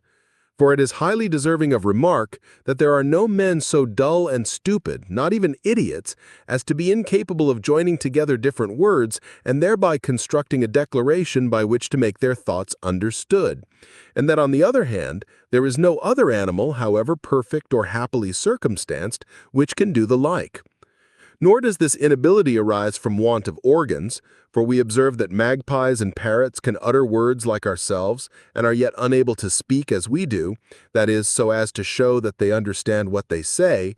in place of which men born deaf and dumb, and thus not less, but rather more than the brutes, destitute of the organs which others use in speaking, are in the habit of spontaneously inventing certain signs by which they discover their thoughts to those who, being usually in their company, have leisure to learn their language. And this proves not only that the brutes have less reason than man, but that they have none at all. For we see that very little is required to enable a person to speak, and since a certain inequality of capacity is observable among animals of the same species, as well as among men, and since some are more capable of being instructed than others, it is incredible that the most perfect ape or parrot of its species should not in this be equal to the most stupid infant of its kind, or at least to one that was crack-brained, unless the soul of brutes were of a nature wholly different from ours. And we ought not to confound speech with the natural movements which indicate the passions, and can be imitated by machines as well as manifested by animals. Nor must it be thought with certain of the ancients that the brutes speak, although we do not understand their language. For if such were the case, since they are endowed with many organs analogous to ours, they could as easily communicate their thoughts to us as to their fellows. It is also very worthy of remark that, though there are many animals which manifest more industry than we in certain of their actions, the same animals are yet observed to show none at all in many others, so that the circumstance that they do better than we does not prove that they are endowed with mind, for it would thence follow that they possessed greater reason than any of us, and could surpass us in all things. On the contrary, it rather proves that they are destitute of reason, and that it is nature which acts in them according to the disposition of their organs. Thus it is seen that a clock composed only of wheels and weights can number the hours and measure time more exactly than we with all our skin. I had, after this, described the reasonable soul, and shown that it could by no means be educed from the power of matter, as the other things of which I had spoken, but that it must be expressly created, and that it is not sufficient that it be lodged in the human body exactly like a pilot in a ship, unless perhaps to move its members, but that it is necessary for it to be joined and united more closely to the body, in order to have sensations and appetites similar to ours, and thus constitute a real man. I here entered, in conclusion, upon the subject of the soul at considerable length, because it is of the greatest moment. For after the error of those who deny the existence of God, an error which I think I have already sufficiently refuted, there is none that is more powerful in leading feeble minds astray from the straight path of virtue than the supposition that the soul of the brutes is of the same nature with our own, and consequently that after this life we have nothing to hope for or fear, more than flies and ants, In place of which, when we know how far they differ, we much better comprehend the reasons which establish that the soul is of a nature wholly independent of the body, and that consequently it is not liable to die with the latter, and finally, because no other causes are observed capable of destroying it, we are naturally led thence to judge that it is immortal. Part 6. 3 years have now elapsed since I finished the treatise containing all these matters, and I was beginning to revise it, with the view to put it into the hands of a printer, when I learned that persons to whom I greatly defer, and whose authority over my actions is hardly less influential than is my own reason over my thoughts, had condemned a certain doctrine in physics, published a short time previously by another individual, to which I will not say that I adhered, but only that, previously to their censure, I had observed in it nothing which I could imagine to be prejudicial, either to religion or to the state, and nothing, therefore, which would have prevented me from giving expression to it in writing, if reason had persuaded me of its truth. And this led me to fear lest among my own doctrines likewise, someone might be found in which I had departed from the truth, notwithstanding the great care I have always taken not to accord belief to new opinions, of which I had not the most certain demonstrations, and not to give expression to aught that might tend to the hurt of anyone. This has been sufficient to make me alter my purpose of publishing them, for although the reasons by which I had been induced to take this resolution were very strong, yet my inclination, which has always been hostile to writing books, enabled me immediately to discover other considerations sufficient to excuse me for not undertaking the task. And these reasons, on one side and the other, are such, that not only is it in some measure my interest here to state them, but that of the public, perhaps to know them. I have never made much account of what has proceeded from my own mind,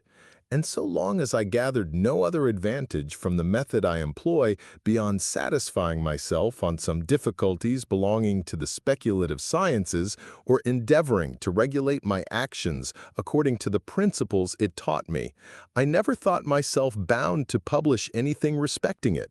For in what regards manners, everyone is so full of his own wisdom that there might be found as many reformers as heads, if any were allowed to take upon themselves the task of mending them, except those whom God has constituted the supreme rulers of his people, or to whom he has given sufficient grace and zeal to be prophets. And although my speculations greatly pleased myself, I believed that others had theirs, which perhaps pleased them still more. But as soon as I had acquired some general notions respecting physics, and beginning to make trial of them in various particular difficulties, had observed how far they can carry us, and how much they differ from the principles that have been employed up to the present time, I believed that I could not keep them concealed without sinning grievously against the law by which we are bound to promote, as far as in us lies, the general good of mankind. For by them I perceived it to be possible to arrive at knowledge highly useful in life, and in room of the speculative philosophy usually taught in the schools to discover a practical, by means of which, knowing the force and action of fire, water, air, the stars, the heavens, and all the other bodies that surround us, as distinctly as we know the various crafts of our artisans, we might also apply them in the same way to all the uses to which they are adapted, and thus render ourselves the lords and possessors of nature.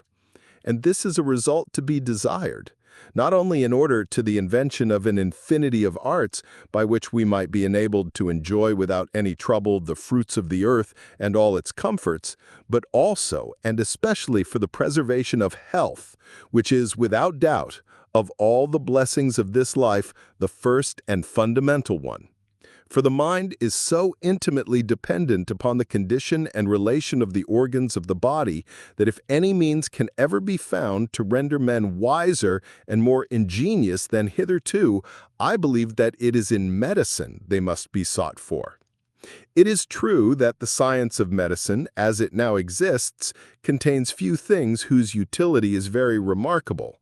But without any wish to depreciate it, I am confident that there is no one, even among those whose profession it is, who does not admit that all at present known in it is almost nothing in comparison of what remains to be discovered, and that we could free ourselves from an infinity of maladies of body as well as of mind, and perhaps also even from the debility of age, if we had sufficiently ample knowledge of their causes and of all the remedies provided for us by nature.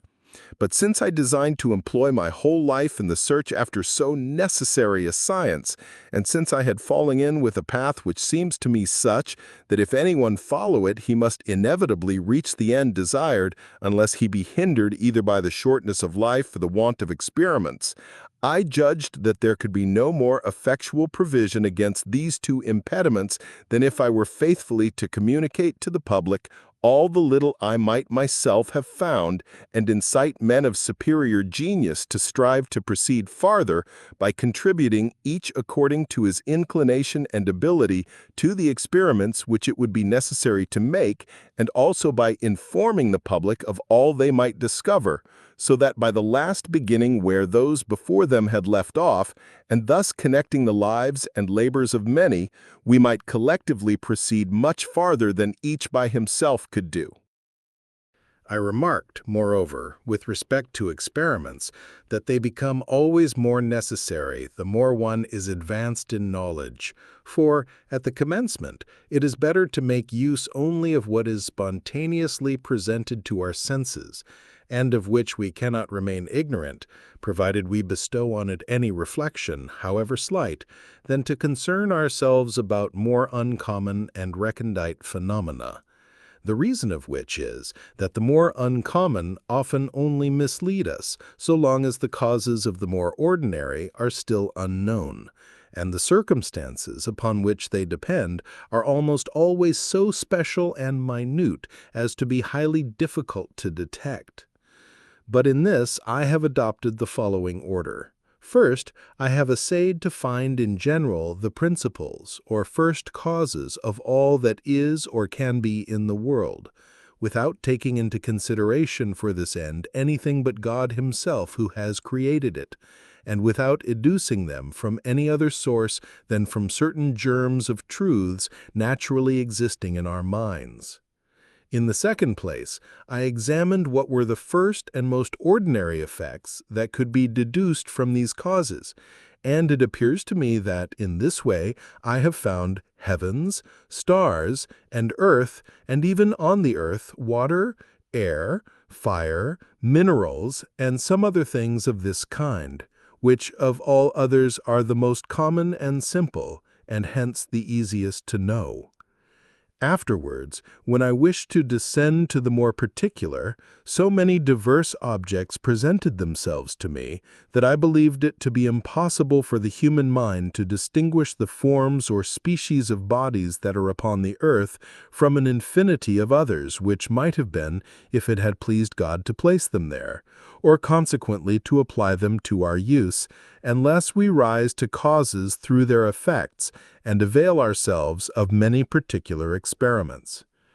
Thereupon, turning over in my mind, I addressed the objects that had ever been presented to my senses. I freely ventured to state that I have never observed any which I could not satisfactorily explain by the principles I had discovered. But it is necessary also to confess that the power of nature is so ample and vast, and these principles so simple and general, that I have hardly observed a single particular effect which I cannot at once recognize as capable of being deduced in many different modes from the principles, and that my greatest difficulty usually is to discover in which of these modes the effect is dependent upon them. For out of this difficulty cannot otherwise extricate myself than by again seeking certain experiments, which may be such that their result is not the same if it is in the one of these modes at we must explain it, as it would be if it were to be explained in the other.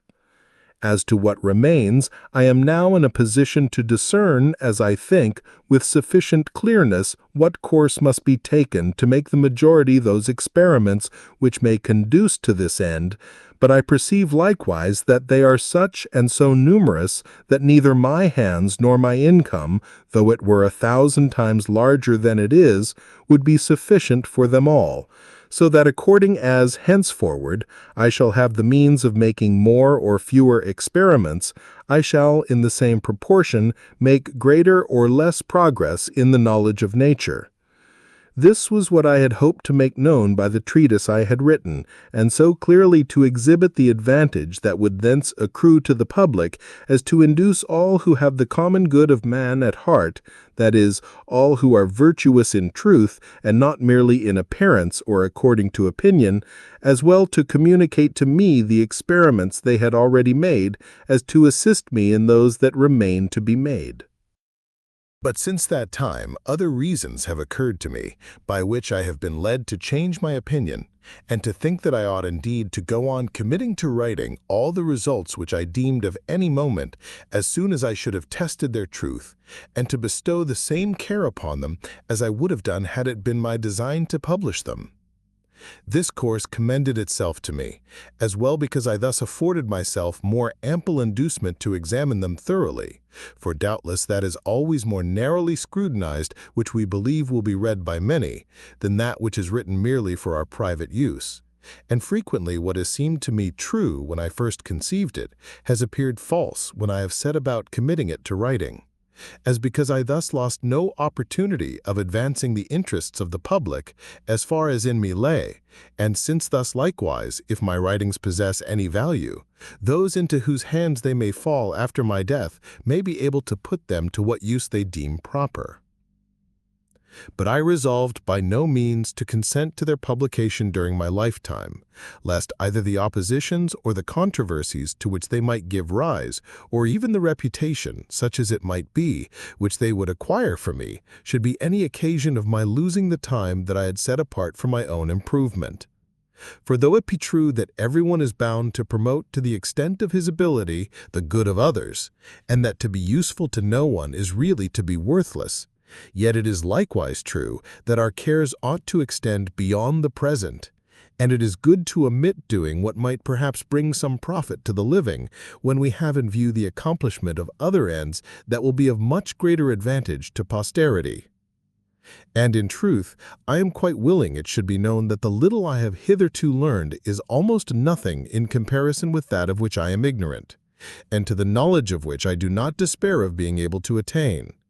For it is much the same with those who gradually discover truth in the sciences, as with those who, when growing rich, find less difficulty in making great acquisitions than they formerly experienced when poor in making acquisitions of much smaller amount.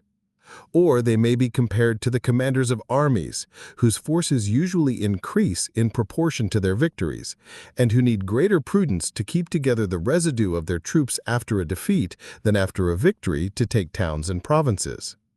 For he truly engages in battle who endeavors to surmount all the difficulties and errors which prevent him from reaching the knowledge of truth. And he is overcome in fight who admits a false opinion touching a matter of any generality and importance. And he requires thereafter much more skill to recover his former position than to make great advances when once in possession of thoroughly ascertained principles. As for myself, if I have succeeded in discovering any truths in the sciences, and I trust that what is contained in this volume I will show that I have found some, I can declare that they are but the consequences and results of 5 or 6 principal difficulties which I have surmounted, and my encounters with which I reckoned as battles in which victory declared for me. I will not hesitate even to avow my belief that nothing further is wanting to enable me fully to realize my designs than to gain 2 or 3 similar victories, and that I am not so far advanced in years but that, according to the ordinary course of nature, I may still have sufficient leisure for this end. But I conceive myself the more bound to husband the time that remains, the greater my expectation of being able to employ it aright, And I should doubtless have much to rob me of it, were I to publish the principles of my physics. For although they are almost all so evident that to assent to them no more is needed than simply to understand them, and although there is not one of them of which I do not expect to be able to give demonstration, yet as it is impossible that they can be in accordance with all the diverse opinions of others, I foresee that I should frequently be turned aside from my grand design, on occasion of the opposition which they would be sure to awaken. It may be said that these oppositions would be useful both in making me aware of my errors and, if my speculations contain anything of value, in bringing others to a fuller understanding of it, and still farther, as many can see better than one, in leading others who are now beginning to avail themselves of my principles to assist me in turn with their discoveries. But though I recognize my extreme liability to error and scarce ever trust to the first thoughts which occur to me, yet the experience I have had of possible objections to my views prevents me from anticipating any profit from them. For I have already had frequent proof of the judgments, as well of those I esteemed friends, as of some others to whom I thought I was an object of indifference, and even of some whose malignancy and envy would, I knew, determine them to endeavor to discover what partiality concealed from the eyes of my friends. But it has rarely happened that anything has been objected to me which I had myself altogether overlooked, unless it were something far removed from the subject, so that I have never met with a single critic of my opinions who did not appear to me either less rigorous or less equitable than myself. And further, I have never observed that any truth before unknown has been brought to light by the disputations that are practiced in the schools. For while each strives for the victory, each is much more occupied in making the best of mere verisimilitude than in weighing the reasons on both sides of the question. And those who have been long good advocates are not afterwards on that account the better judges. As for the advantage that others would derive from the communication of my thoughts, it could not be very great, because I have not yet so far prosecuted them as that much does not remain to be added before they can be applied to practice. And I think I may say without vanity that if there is anyone who can carry them out that length, it must be myself rather than another. Not that there may not be in the world many minds incomparably superior to mine, but because one cannot so well seize a thing and make it one's own when it has been learned from another, as when one has himself discovered it.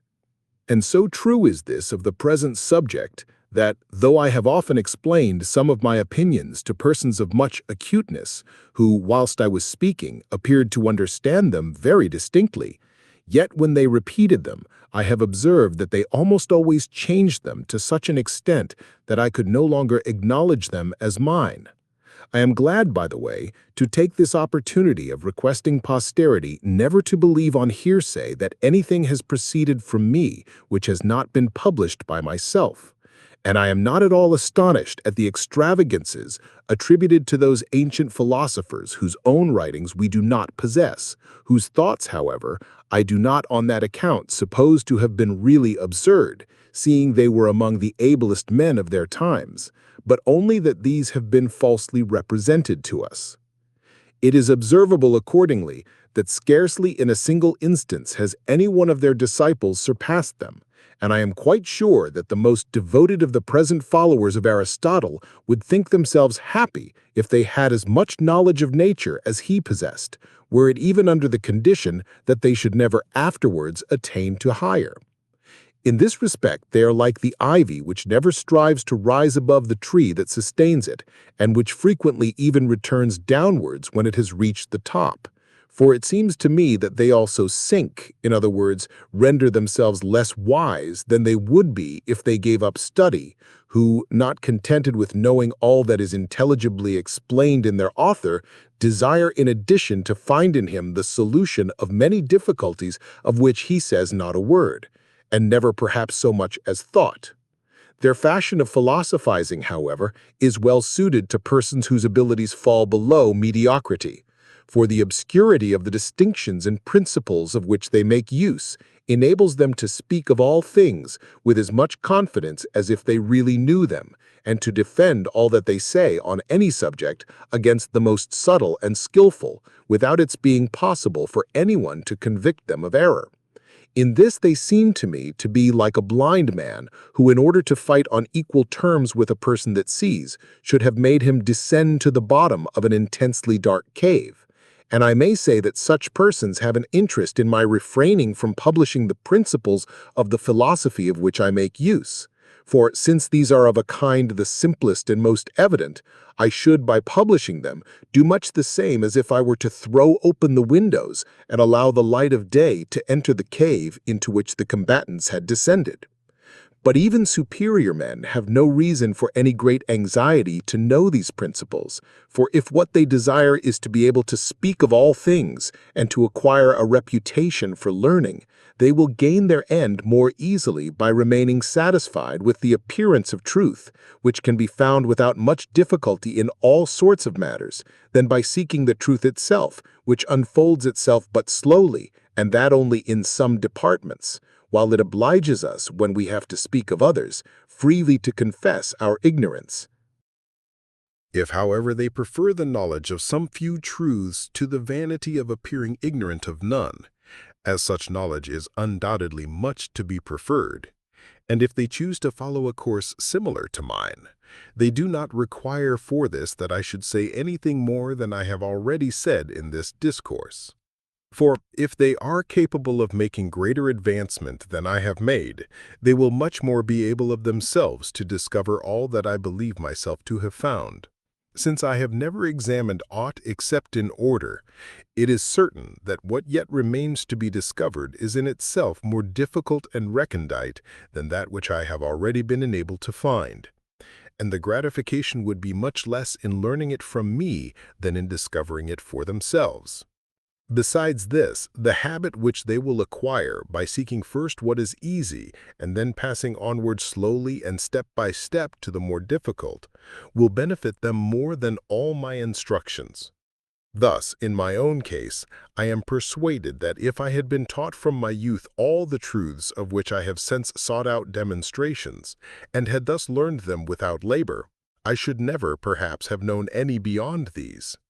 At least, I should never have acquired the habit and the facility which I think I possess in always discovering new truths, in proportion as I give myself to the search. And in a single word, if there is any work in the world which cannot be so well finished by another as by him who has commenced it, it is that at which I labor. It is true, indeed, as regards the experiments which may conduce to this end, that one man is not equal to the task of making them all. But yet he can advantageously avail himself in this work of no hands besides his own, unless those of artisans or parties of the same kind, whom he could pay, and whom the hope of gain, a means of great efficacy, might stimulate to accuracy in the performance of what was prescribed to them. For as to those who, through curiosity or a desire of learning, of their own accord, perhaps, offer him their services, besides that in general their promises exceed their performance, and that they sketch out fine designs of which not one is ever realized, they will, without doubt, expect to be compensated for their trouble by the explication of some difficulties, or at least by compliments and useless speeches, in which he cannot spend any portion of his time without loss to himself. And as for the experiments that others have already made, even although these parties should be willing of themselves to communicate them to him, which is what those who esteem them secrets will never do, the experiments are, for the most part, accompanied with so many circumstances and superfluous elements as to make it exceedingly difficult to disentangle the truth from its adjuncts. Besides, he will find almost all of them so ill described, or even so false, because those who made them have wished to see in them only such facts as they deemed conformable to their principles, that if in the entire number there should be some of a nature suited to his purpose, Still, their value could not compensate for the time what would be necessary to make the selection. So that if there existed any one whom we assuredly knew to be capable of making discoveries of the highest kind and of the greatest possible utility to the public, and if all other men were therefore eager by all means to assist him in successfully prosecuting his designs, I do not see that they could do aught else for him beyond contributing to defray the expenses of the experiments that might be necessary, and for the rest prevent his being deprived of his leisure by the unseasonable interruptions of any one. But besides that I neither have so high an opinion of myself as to be willing to make promise of anything extraordinary, nor feed on imagination so vain as to fancy that the public must be much interested in my designs, I do not, on the other hand, own a soul so mean as to be capable of accepting from anyone a favor of which it could be supposed that I was unworthy. These considerations taken together were the reason why for the last 3 years I have been unwilling to publish the treatise I had on hand, and why I even resolved to give publicity during my life to no other that was so general, or by which the principles of my physics might be understood. But since then 2 other reasons have come into operation that have determined me here to subjoin some particular specimens, and give the public some account of my doings and designs. Of these considerations, the first is, that if I failed to do so, many who were cognizant of my previous intention to publish some writings might have imagined that the reasons which induced me to refrain from so doing were less to my credit than they really are. For although I am not immoderately desirous of glory, or even, if I may venture so to say, although I am averse from it in so far as I deem it hostile to repose, which I hold in greater account than aught else, yet at the same time I have never sought to conceal my actions as if they were crimes, nor made use of many precautions that I might remain unknown. And this partly because I should have thought such a course of conduct a wrong against myself, and partly because it would have occasioned me some sort of uneasiness, which would again have been contrary to the perfect mental tranquillity which I court.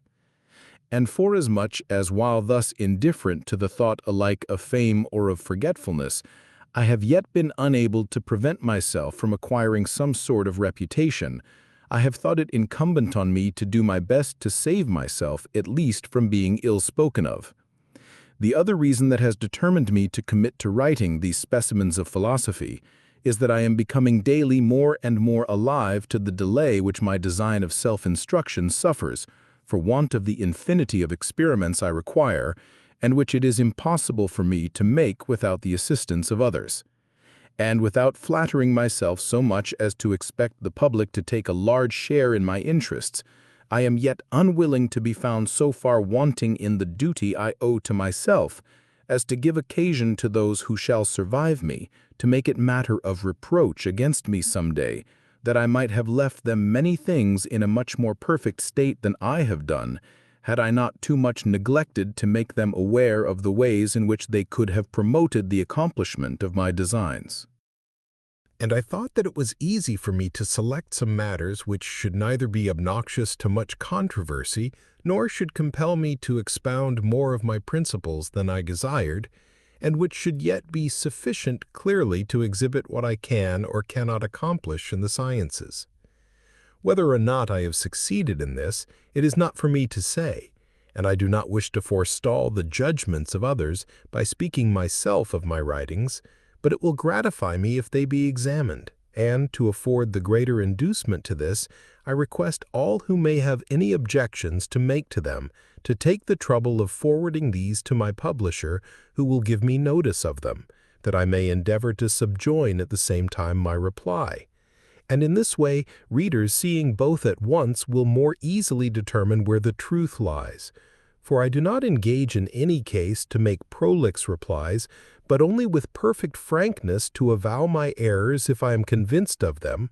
or if I cannot perceive them, simply to state what I think is required for defense of the matters I have written, adding thereto no explication of any new matter, that it may not be necessary to pass without end from one thing to another.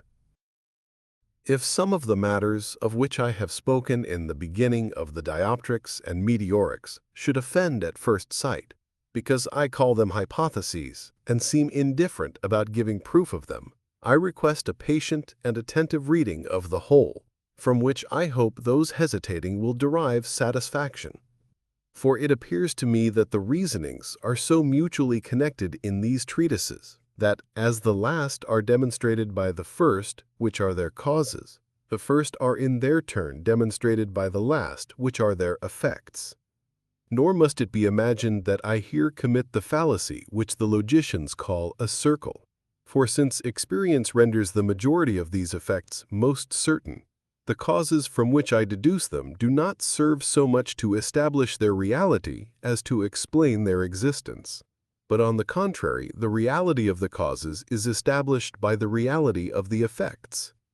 Nor have I called them hypotheses with any other end in view except that it may be known that I think I am able to deduce them from those first truths which I have already expounded, and yet that I have expressly determined not to do so, to prevent a certain class of minds from thence taking occasion to build some extravagant philosophy upon what they may take to be my principles, and my being blamed for it.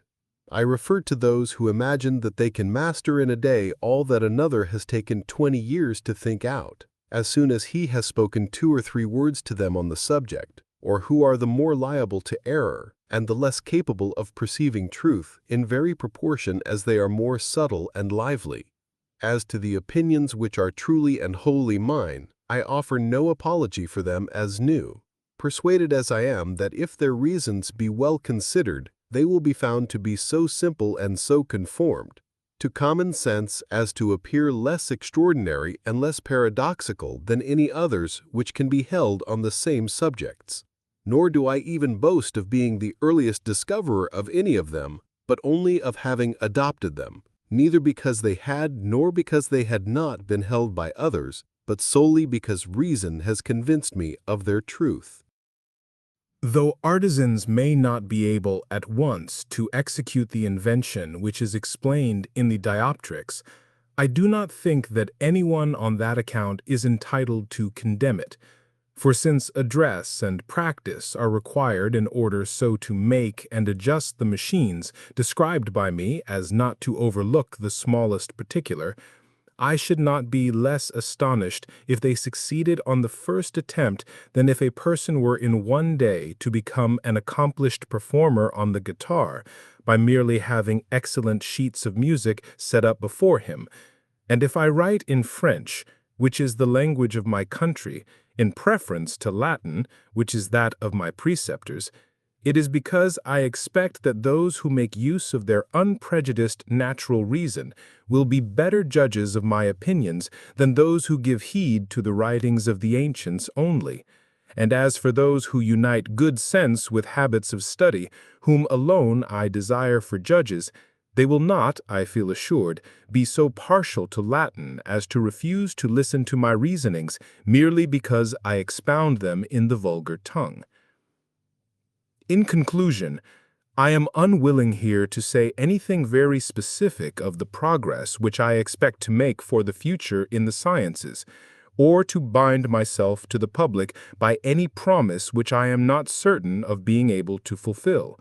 But this only will I say, that I have resolved to devote what time I may still have to live to no other occupation than that of endeavoring to acquire some knowledge of nature, which shall be of such a kind as to enable us therefrom to deduce rules in medicine of greater certainty than those at present in use, and that my inclination is so much opposed to all other pursuits, especially to such as cannot be useful to some without being hurtful to others, that if, by any circumstances, I had been constrained to engage in such, I do not believe that I should have been able to succeed. Of this I here make a public declaration, though well aware that it cannot serve to procure for me any consideration in the world, which, however, I do not in the least affect. and I shall always hold myself more obliged to those through whose favor I am permitted to enjoy my retirement without interruption than to any who might offer me the highest earthly preferments.